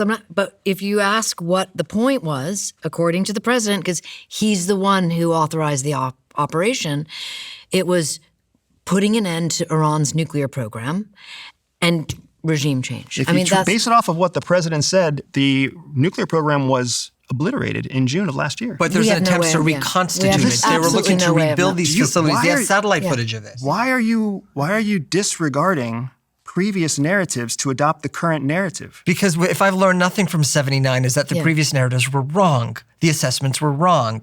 So I don't trust the assessments either. But there's satellite imagery that shows, there's reconstruction happening at Esfahan or Natanz or wherever. We can see trucks moving. We can see buildings coming up, right? Something is going on. They chose to share that satellite imagery. It's impossible to say. What am I not seeing? It's impossible to practically say, no, Iran didn't want a nuclear weapon. They just wanted to have nuclear power. That's not really not a plausible assessment. That's what the ODNI put into their official report. How else do you explain that they're going beyond 20% enrichment? Then why are they doing that? They don't need more than 20%. So why? And it's a racket. It was a racket. It is a racket. And we're talking about Tulsi Gabbard as the head of DNI. Which exactly, which is a great point. And because she is a Trump She's been supporter. Silenced. Well, you have not heard from her. Are we not? Tulsi Gabbard has been a lot of things in her career. Yeah. But do you don't think there was any risk of Iran developing uranium to the point that they could use that as a nuclear weapon? Because if you look at the timeline here, of course, which I'll throw up on screen, which is just a screenshot, by 2021, they were at a dangerous threshold. Iran begins enriching uranium to 60% purity, which is a short technical step away from the 90% needed for a weapon. And by 2023 to 2025, we were told that they were theoretically weeks away from being able to create a weapon, which is when Trump decided to attack. You think that's false? We only know what we're being told. And what we're being told isn't even consistent between what's publicly being released by our own government and what we're being told in mainstream media. Yeah, but So everybody what do you just think looks- is there's clearly... You haven't There's answered some his kind of question. inconsistency. Is it false? Is it false? I don't know. I don't know if it's Well, false. just look at North Korea if you want to know if it's false. I mean, I interviewed Bill Perry, the Secretary of Defense, who went there and got the guarantee and the promise from the dear leader there was no chance they were going to develop a nuclear weapon. Fingers crossed behind the back, thermonuclear weapon, and look where we are now. And so I think it would be foolhardy for this administration or any former administration to think that Iran wasn't doing the same thing. It has every incentive to do it. If I were Iran, I would absolutely, Of course. absolutely build one. Because look what it did for North Korea. We're It makes you getting lost untouchable. in the wrong question. I'm not trying to say that Iran wasn't creating nuclear weapons. I'm saying that the official stance of the ODNI was that it was not. The official stance they want you to see. Yeah, To go to, right? exactly. Now we're getting To Now your it's speaking, point. you're like, now yeah. we're getting closer to the same point. Right. Why would the president say something different than what the ODNI is saying to the public? That is a failure in narrative control. So there's an inconsistency there, and that's the We question. agree on that. We agree on absolutely agree on that, yeah. So what do you think is actually going on? I asked you this at the top, but clearly you're pointing at some sort of ulterior motive. So I think what's happening here is that we are seeing an administration that doesn't actually know how to govern. And they're trying to find a way to grapple back some sense of success in the face of overwhelming contributing failures, economic failures, alliance failures, power struggles all over the world. We are seeing a transition to a strongman, multipolar world when What's we've a only strong- ever lived in a unipolar world. What's a strongman multipolar world? It's what she was just talking about with Putin and Russia, right? When you act in strong authoritarian ways and people respect your authoritarian behaviors by giving you safety and giving you security, then that's strongman diplomacy. And why does that matter? What happens next? Because that's not cooperative. That creates conflict. That creates more opportunities for conflict, less opportunities for communication, less shared common interest, which is a pathway to more what we call interstate war, which is conflict between states. Because they're not communicating, they're not sharing, and they're not even reliant on each other. Therefore, it's easier for war to break out.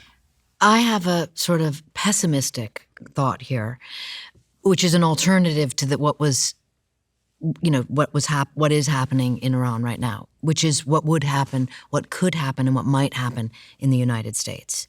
And to your point that where you said this administration doesn't know how to govern, I would, separate from that, whether that's true or not, I would say this administration thinks very futuristically about surveillance systems and systems of control. And you can see that with ICE and with Homeland Security. And my concern would be that red teaming or round tabling all the different possible blowback. Well, what if we have Hezbollah sleeper cells, set off a dirty bomb in the United States or do something? That is, in the eyes of some, a perfect opportunity to create more of a surveillance state in the United States, to use biometric surveillance platforms, ISR, against United States citizens because it's the only way to control people and to really know where the bad guys are. And that is a concern of mine. So Can you be a bit more explicitly clear there? So you're saying that... Well, that you in other words, I always just look at things because I consider weapon systems a lot and understand where we have come from. Nuclear weapons are the weapons of the past. Surveillance systems are the weapons of the present, and drones. What's the weapon systems of the future? I mean, there's a serious motivation. You can just look at what happened with Anthropic and OpenAI and the Defense Department the day before all of this went down. So you're saying they're using this as a way to introduce surveillance mechanisms potentially on United States? And I'm not saying that per se. I'm saying one hypothetical scenario that I can see is red teaming a bad outcome is not necessarily a bad outcome. Like if there were a problem in the United States as a result of this, we could counter that with legitimate reasons for more surveillance systems. Do you think people sit around and say that kind I of thing? know they do. Really? I mean, I don't think you can ever forget that the Department of Homeland Security, which, by the way, was like the big issue in the United States, just a few couple weeks weeks ago, ago, ICE, DHS, Department of Homeland Security, for those of the younger generation, did not exist before 9/11. It was an absolute byproduct of America being attacked. So you're thinking that this Iranian situation could give them cover to track and surveil US citizens more? It would create a justification. I would change the word from cover to opportunity, because I do think that's the way the systems work inside the, executive branch. And I think that there is always an extremely powerful hidden hand that has to do with weapons developers. And this sets us up for a false dichotomy. It's basically you can have security or liberty, you can't have both. So which one do you want? You're biting your tongue there a little bit. No, he's 100% right. And the consternation that I'm feeling about this whole situation is really tied to the fact that we had a chance to not exacerbate the security situation of our planet by just not attacking Iran. We could have not exacerbated the security conflict for every other country. Only Iran was struggling with their own decision about what they were going to do with themselves. Now, we have put dozens of countries at risk. Active, current risk, near-term risk. There are people dead today that would not have been dead had we not sent bombs into Iran. There's been property damage. There are markets damaged. There are livelihoods are being damaged. There are 30,000 dead today who wouldn't have been dead if we'd done this in 1980. You're never going to hear me say that I really care that much about an Iranian life compared to an American life. That's just not how I roll. This is my priority. This is my citizenship. I don't begrudge you that, by the way. I totally, and it's not that my loyalty is elsewhere, but I'm saying, you're not saying there are people that are dead. You're talking about the 4 Americans. You're talking about Arab citizens of the various cities that were attacked. Absolutely the 4 Americans, but also the Arab cities, right? And if we want to, when we start counting death toll, we start to lose sight of the fact that we all have to live in a prioritized world. It's like we talk about the 30,000 dead Iranians. We haven't said anything about the Palestinians that died in Gaza, right? There's a life is a life. Practically speaking, a life is equal. A life is a life. It's a tragedy to lose any human being. But you still have to prioritize that on top of another. So can we interchange them with the 4 potential lives that were lost as a result of the Austin shooting that happened yesterday? Sure. An American life that's lost is an American life that's lost, and the priority should be on protecting American lives. Including protecting Americans from themselves? Absolutely. That's one thing that we're not resourcing right now because our resources are going somewhere else. Which is my point about, I think, the real place to look at this is surveillance in the United States. Surveillance in the United States is 100% a guaranteed future. Mass surveillance has already happened. It will just get exacerbated, expanded, and legalized. It's already there. It's just the government has to buy their data from your Apple phone. They can't just pull it on their own. I think it's probably worth introducing the Anthropic piece here just because some people won't have context. In July 2025, Anthropic, who are a big AI company, one of the biggest in the world, the most exciting in the world, and one of the most advanced in the world, signed a $200 million deal to build AI tools for US national security. In February 2026, which was last month, the Pentagon demanded Anthropic's AI be available for all military purposes, but Anthropic refused to allow autonomous weapons or mass surveillance of American citizens. This dispute started after the US military used Claude in its raid to capture. Claude is a tool made by Anthropic, an AI tool made by Anthropic. They used Claude in a raid to capture Venezuelan President Nicolas Maduro in January. Which Anthropic said violated its terms of use. The Defense Secretary, Pete Hegseth, threatened to cancel the contract and brand Anthropic a supply chain risk unless it dropped its safety restrictions and stopped telling the US how to use Anthropic's AI. And that started a big conversation which is raging online around mass surveillance, which is one of the things Anthropic said it didn't want America using with its AI. I mean, I think it's a convenient narrative to position one giant AI company as somehow moral because it went up against the Defense Department and another one not because it didn't. Because, like you said in there, Anthropic was part and parcel to the Maduro raid. So I don't believe that corporations, certainly AI corporations, are sitting around with a violin for American surveillance. I just don't. I mean, American sort of general well-being. They're not altruistic. No, of course not. And I think that narrative is dangerous. There was a research piece done by King's College in London where they ran simulations on Cold War-style war games using ChatGPT, Claude, and Gemini, which are 3 AI tools. Each played the leader of a nuclear-armed superpower.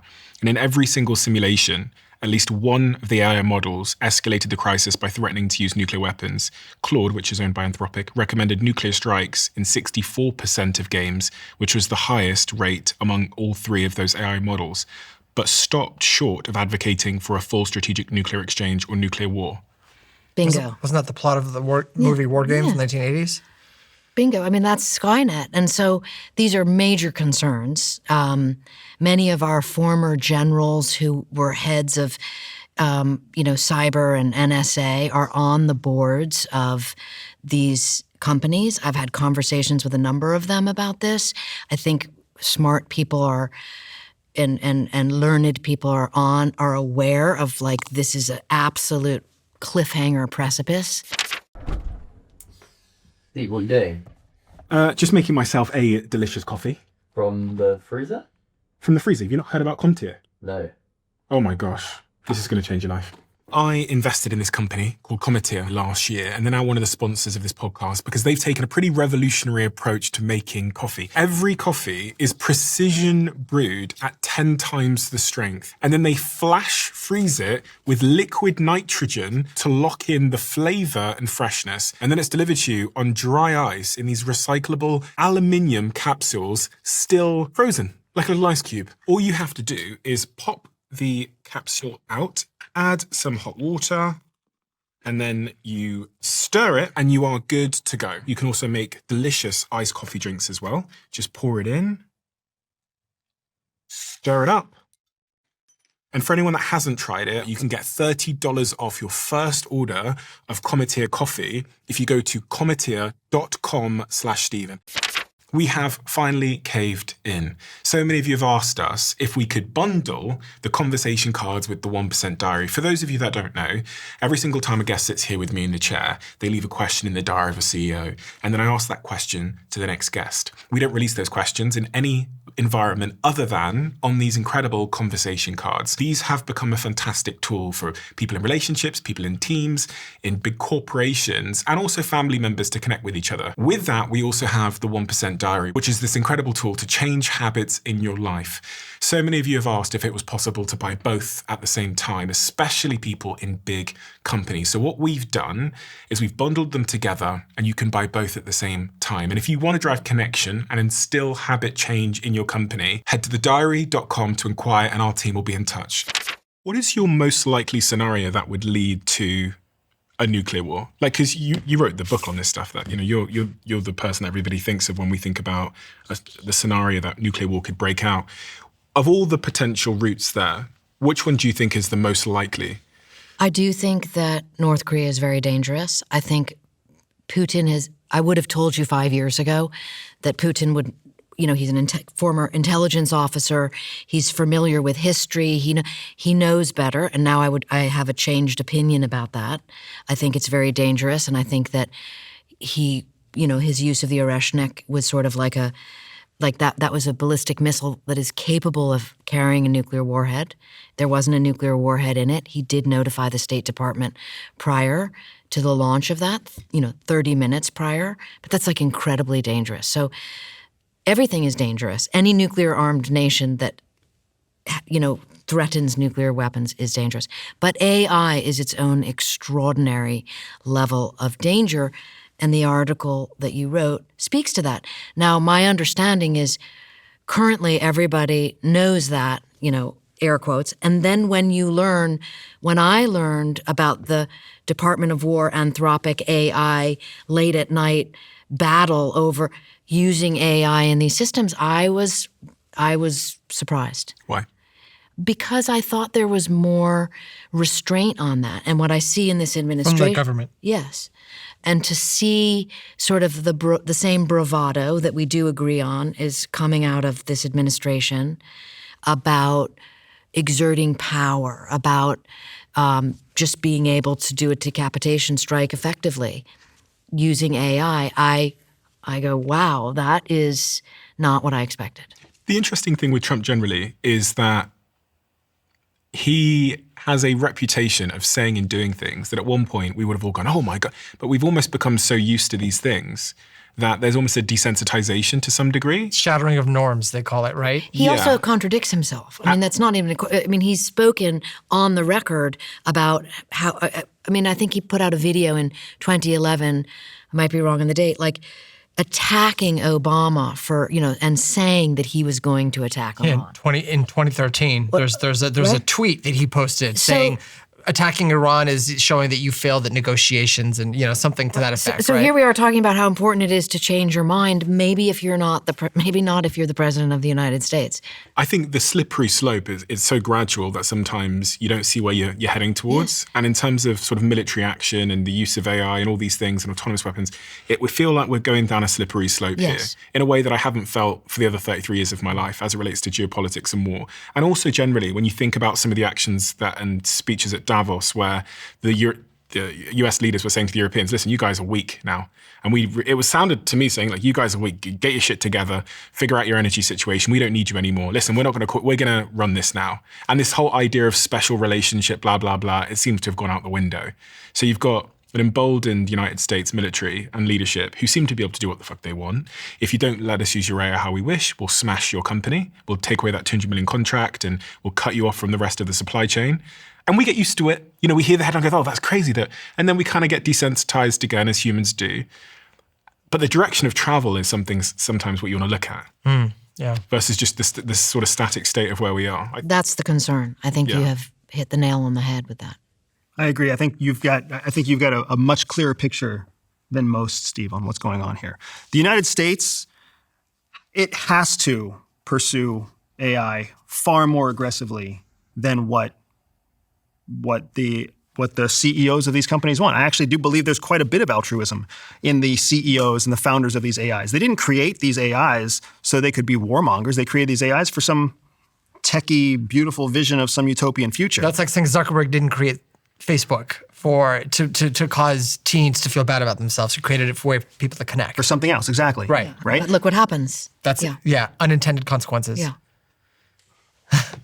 So regardless of what the United States' opinion is about AI, it also has to very realistically look at how China is developing AI. And China is already 10x more aggressive than the United States is. And if they crack the code on certain types of AI, like artificial general intelligence or recursive self-improvement, if it breaks the code on these first, it's an exponential head start over the United States. And all of their AI, everything that we have some sort of reticence about using, automated or autonomous weapons, mass surveillance, China's already using. So the number one strategic priority consistently in all documentation is China. So the United States has to aggressively pursue AI. I understand that mindset. It is absolutely ludicrous to think that one day an AI helps us take the leader of Venezuela and then the next day we claim it's a supply chain risk. That's the kind of lunacy that we live in every day. That's a good point. But my bottom line concern here is that the United States used to be the leader of the free world. We're not a leader of the world at all. We're adopting more autocratic behaviors because we're seeing other countries succeed with autocratic behaviors. And we're abandoning Europe, which is the only place left trying to say that democracy still counts. Like we are not leading anymore. We are mimicking, we are reacting, we are petulant, but we are not leading. I'm still thinking about your doomsday scenario with deathbed Vladimir Putin and what he might do. Is that like realistic? Is it realistic? It's like from hell's heart, I stab at thee. I mean, I don't know what's realistic anymore. Again, these norms that are shattered, these restraints, these guardrails that we think, no, a leader wouldn't do this or someone wouldn't do that. I'm beginning to question all of it too. I don't know anymore what someone is or isn't capable of. And I think humans have a discomfort with cognitive dissonance where, holding two opposing viewpoints at once. We've gotten, I think, worse at it, evolutionary over time. And our politicians are the worst yet, or our world leaders are the worst at it yet. And so that's a cause of concern for me. I always think, like, what has someone got to lose and what have they got to gain? And if you've got a couple of days left of your life or a couple of days left in office and Trump's going to be, 83 by the time he gets out of office or something? Yeah, why does he care if he pushes a button and does whatever? At which point, yeah, and the same with Putin. At some point, he's going to be old, and he's going to have a couple of weeks left in his life, and he's going to be reflecting on his legacy, and he's got nothing to lose. Yeah. Trump's got nothing to lose there's no second term. Well, I watched him the other day, taking great admiration to the fact that Zelensky can't be elections in Ukraine because there's a war going on. And I think he cracked a joke saying that he would kind of like that if there was a US war going on, then there wouldn't be elections. And it sounded like a joke, but a lot of things have sounded like jokes before that he said. So what do you think happens next? And also, I wanted to get your take on, we've got this map here which shows where Iran can strike with their missiles. I've got friends in Dubai. Never in my life did I think bombs would be dropping on Dubai or any strikes or drones would be happening in Dubai. And one of my best friends was in the basement in a bunker 2 nights ago because of what's going on. That whole region has been hit. The Dubai airport has been hit. Saudi Arabia has been hit. Bahrain's been hit. What does this do? Qatar's been hit. What does this do to the region? And why are Iran hitting these places? So this is part of the burden-sharing strategy that the United States military doctrine has put in place. And I think to a certain extent, all of the region already knew they were on Iran's radar. They've all had this weird, hostile, collaborative relationship with Iran out of necessity because Iran is the breadbasket of the Middle East. So they've known that there's always the risk. But I don't think they ever took that particular risk seriously. Why are Iran doing it? Yeah. Why do they care about messing up Dubai or making people in Dubai scared? They are lowering the pain threshold. The deputy foreign minister said, we can't strike Americans in America. We can maybe strike Americans at their bases in these Arab states. And we can also strike the states that are hosting Americans, American civilians, American military, American contractors, you name it. They're all complicit. It's and punitive. it's lashing out. Because what happens is if you make it miserable for everybody, then the United States is pressured to bring this to an end. Okay. So they're going to continue. What does Iran have to lose? Back to your sort of doomsday scenario, they're about to be destroyed anyway. What do they have to lose? They're going to take everyone down with them because only if that threat is real will the United States say, okay, you know what, we're going to pause and see if we can get back to diplomacy. And it might work. Mm-hmm. If the Arab states, decide that, okay, we're not going to sustain this, we're not going to fight back, we need this to end. The United States, you have to stop what you're doing. So we could see a lot of the conflict actually taking place in some of these neighboring countries, terrorist attacks, etc. It's working. It's working. It's causing pain to these sort of peripheral countries that are not central to this conflict. And look what the United States has done, arguably, right? Yeah.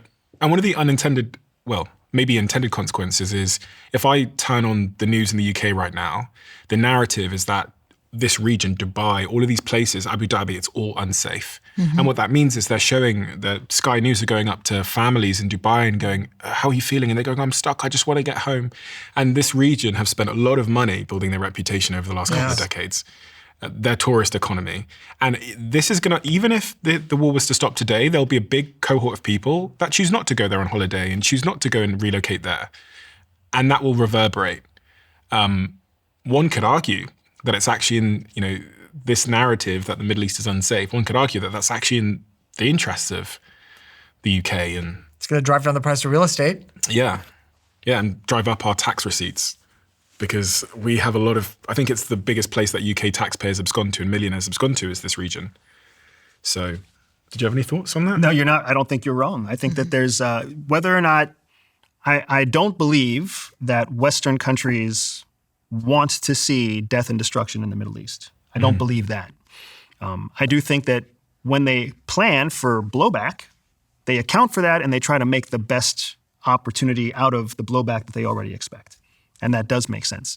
But at the end of the day, Iran has to do something to react. And it knows that it can't just send all of its rockets at the fleet that's off the coast of Oman because the fleet that's off the coast of Oman is going to be able to intercept most of those rockets. So if they want some kind of effective response, the most effective response they can have is to share the pain and create some sort of international resistance against what the United States has done. How long do you think this goes on for, Andrew, if you had to guess? If I had to guess, I would say that there's going to be an active, hot conflict with Iran that lasts a few weeks.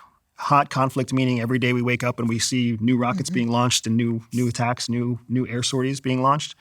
But the actual reverberations of this from Hezbollah, from Hamas, from the Houthis, from whatever loyal stanchions still exist in Iran, we could see that for years.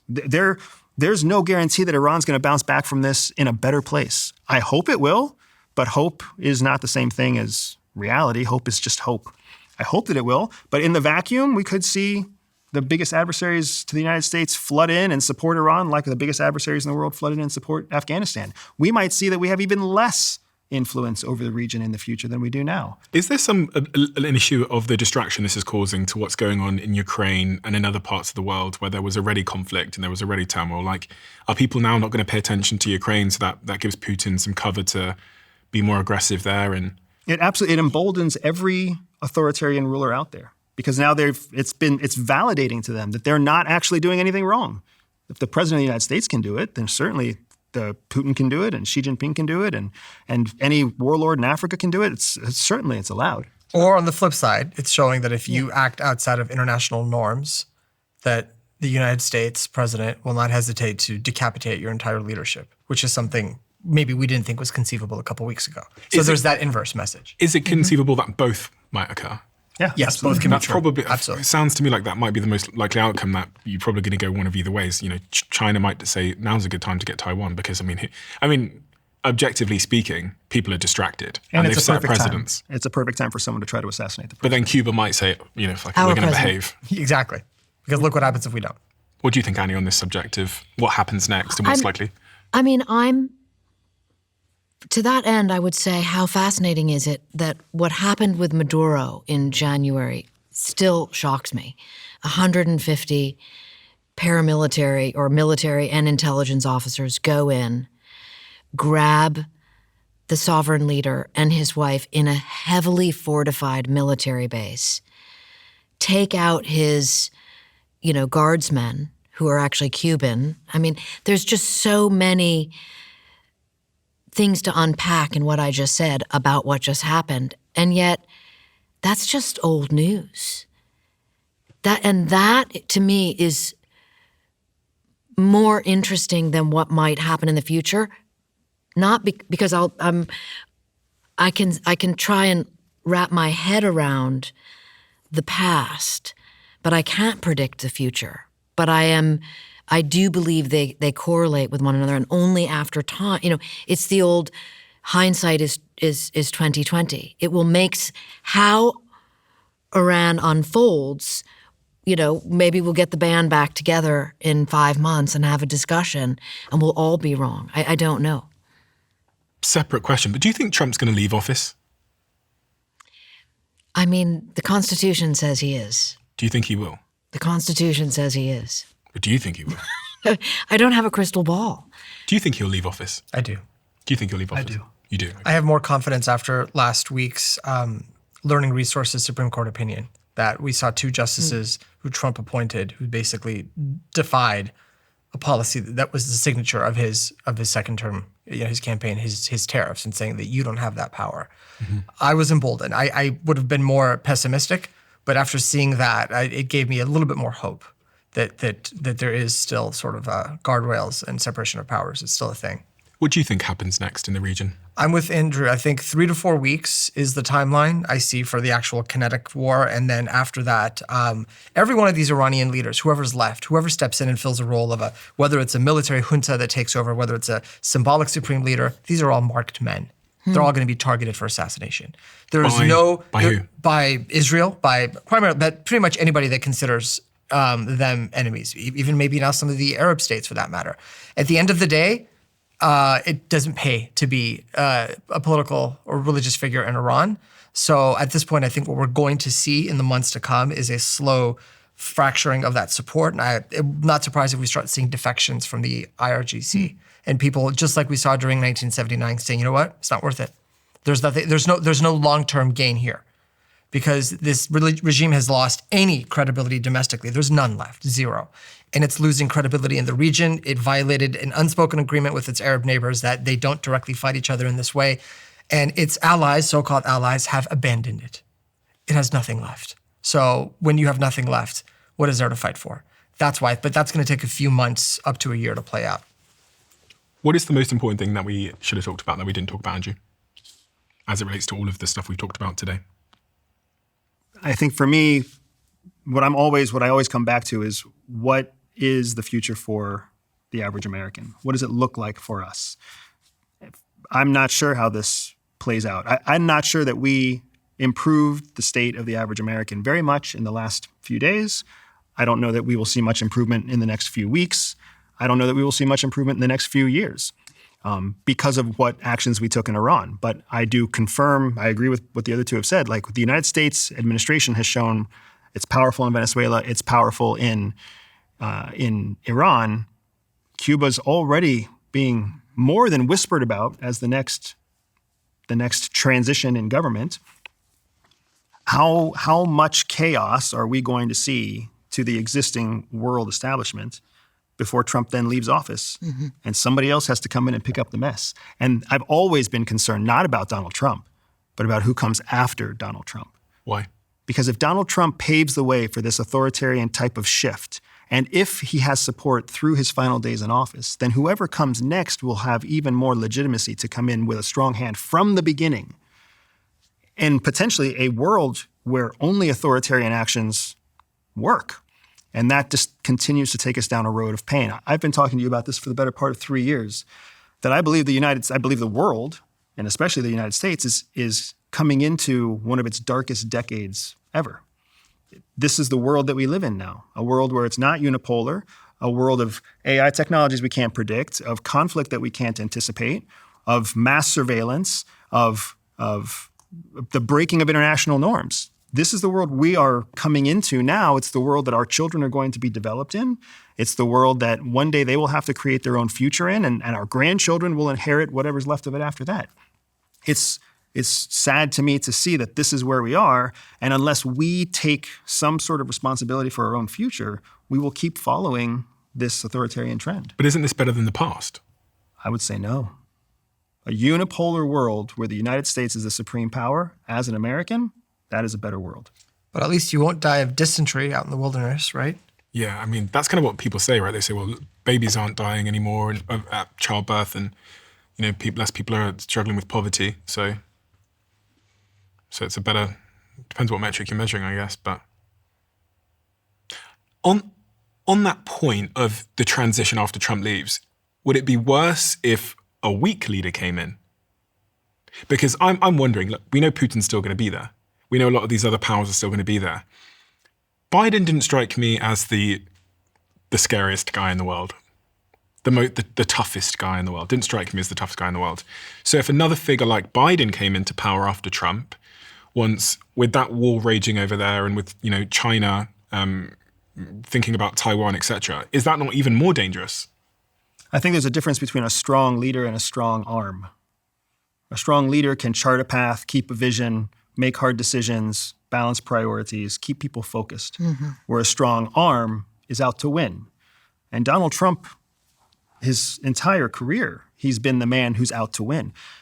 Again, I don't think this is a Trump issue. I don't think this is a Trump problem. I don't think Donald Trump is some villain of the world. I just think Donald Trump is the manifestation of how most Americans felt at the time that they elected him, which was like, we want to win. And now we're realizing that 2 years after the second time that we wanted to win, there are other secondary consequences that we hadn't considered. And that's why so many of the kind of groups that supported Donald Trump have changed flavor about him. It's why his approval rating is so low, because he's found a way to ostracize so many of the groups that used to support him because they didn't realize that he was more complex than what they had originally thought back in that November booth. Annie, most important thing we should have talked about that didn't? I'm going to pick up on Andrew's thought about a strong leader versus a strong arm, because it's so important to think about moving forward. And is that even possible? Yes, we absolutely cannot have a weak leader. I mean, look what happened with Putin moving into Ukraine, taking Ukraine, attacking Ukraine. And I think that, who wants to be president? There's also this idea of you look at the records of how people come into office, how they campaign, saying what they are. I'm going to get rid of these dangerous nuclear policies. They have all kinds of optimistic ideas about things. And then something happens in that first briefing, something none of us know. It's so mysterious, and they never talk about. And then their policies and their perspective deeply changes. And I think people move from an idea that they can be a strong leader to the idea that they have to be a strong arm. And I think that's deeply depressing to me. And I am an eternal optimist, so I want to see that change. Presumably they're being made aware of the real threats that they face, that the US faces, and suddenly what was, I don't know, theoretical becomes very real. Perhaps. And so I who loves narrative, the question is, what is that narrative? And anything that is kept absolutely secret, I want to know about. And no one knows that answer. No president has ever spoken of it. So what is that narrative? What are they told? It's definitely not aliens. That's a conversation for another time. Benjamin? Right here, Taiwan. So I've been working on a simulation, a war game that looks at something that's come up in the news now. What happens if we don't need China to invade Taiwan? We need China to just blockade and completely cut off 90% of the chips and microprocessors and all the things we need in this AI age into the West. What the hell do we do under that scenario? We don't have the infrastructure, the capacity, the resources to bring everything back online that we need to fabricate and make these chips. We talked about China a bit, but I'm really worried about this. What happens here? Because we rely so much on that little island. And we don't need it invaded, we just need it blockaded. So what we see in the Straits of Hormuz happening right now, 20% of the world's oil, OPEC can increase production. It'll take a few weeks to bring it offline, stabilize the markets. We don't have that luxury here. Not when it comes to the very things that powers the next generation of warfare and diplomacy and economic development. I don't think the average person realizes how much the West relies on that little island. 90% of or at least here in the United States, 90%, as I understand it, that comes from that one island. The chips that are in our electrical devices. Mm-hmm. Why don't they just move it over here? They're trying. They're trying, right? It takes years. Yeah. It takes years to get it cleared. It's very environmentally damaging. The infrastructure takes time. The expertise isn't here. All the IP that's on that island comes from the United States, but the actual factories have been there and will be there. I guess there'll be a big labor cost impact as well. Absolutely. Mm-hmm. Regulations, all kinds of things we have to work our way around and figure out how, and then, training the workers to be able to fabricate them, do it as efficiently, yield, results that are high enough. So that's your concern? Huge concern. I mean, our communications could shut down. Our cars could, so many things can go wrong if we lose the capacity to power the devices that we need. What advice would you guys give? This is my last question, I promise. What advice would you give to the average person? Because we've talked theoretically about geopolitics, and the average person sat at home can't do a lot about that. But if you were to give advice to the average person who's thinking about their family, about their future, about their work, what would you say? We are not helpless. It's not out of our control. But we do have to assert our control. There's a midterm election that could effectively, quasi-effectively, block the decisions that the president can make unilaterally. If we exercise our right to vote, we create either a blue Senate or a blue House of Representatives.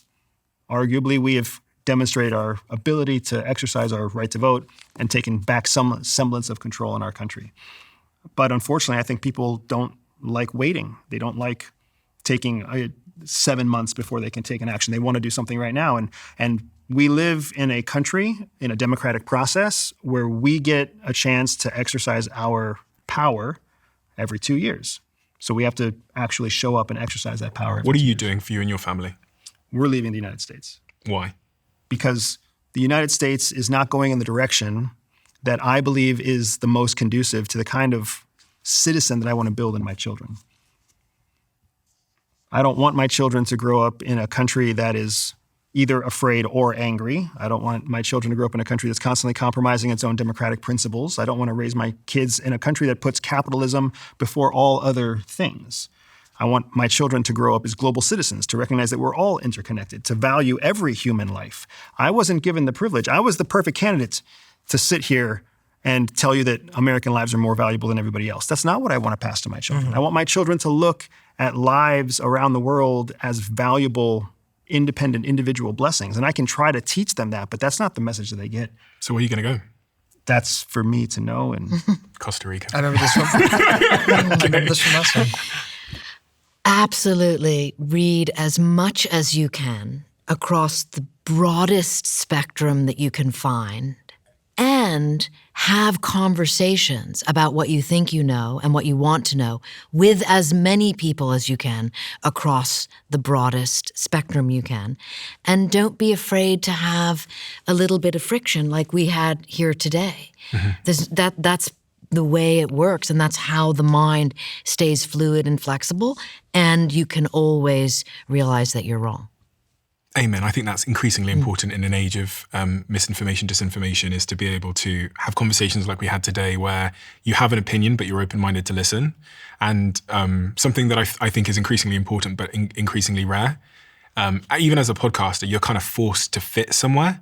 You're pushed to be on the right or pushed to be on the left or pushed to believe this or pushed to believe that. And it takes, especially in the modern world with algorithms hitting you every day, it takes some restraint and thoughtfulness to try and remain open. So I love that message. And I hope for our audience that are listening, I hope that that's what they do as well. Like, even if they don't like a guest we have on the show or they have a different opinion, I hope you can at least bring yourself to listen and fight the cognitive dissonance, which is very natural in human instinct, to hear them out and to allow those ideas to clash with your own, to arrive at your own conclusions. Benjamin. I'm going to echo a lot of what Annie said. Stay curious. I think podcasts like yours, and I think others, do a great job of exposing people to different things they didn't think of. So continue to feed that curiosity. And cognitive dissonance is uncomfortable, but it is a good thing because it forces us to think of opinions that we wouldn't otherwise. And I try to teach my students the power of empathy, which basically means you don't have to like the other side, you can hate the other side, but just see the world as they see it for a moment before you do. So I think empathy is critical. Where do we find more of your work, Benjamin? For me, it's I'm building out ways to be able to find more of it. But on socials, on X and on Instagram, I try to post as often as I can and give talks when I can. So. You haven't written a book yet? Not yet. I'm designing a simulation platform. That's sort of my work product, but it's not available to the masses yet. And Annie? Where books are sold. I mean, you've got a lot of them, but you write fantastic books. Any particular one you would like people to read? Start at the beginning. Okay. Or start at the end. The Annie Anthology. Yeah. I'll link them all below in the description so people can find them. And Andrew? you can find me at everydayspy.com, the business that I own. You can find me everywhere as my name, Andrew Bustamante, and yeah. YouTube, and you've written this great book, Shadow Cell, which has been a smash hit. New York Times bestseller, wasn't it? Yes, sir. It was. And this is, I mean, we talked about this in our last episode, but took a long time to get this book declassified, I believe, and get permission from the CIA to release it. And it's a fascinating story of uncovering a mole within the CIA, which is fascinating. So thank you again, all of you, for getting together and demystifying a lot of this stuff for me. It's helped me to build my own perspective on what's going on in the world. And I hope we can have you all back again soon once we figure out what actually happens. So thank you so much. I appreciate it a lot. Thank you. YouTube have this new crazy algorithm where they know exactly what video you would like to watch next based on AI and all of your viewing behavior. And the algorithm says that this video is the perfect video for you. It's different for everybody looking right now.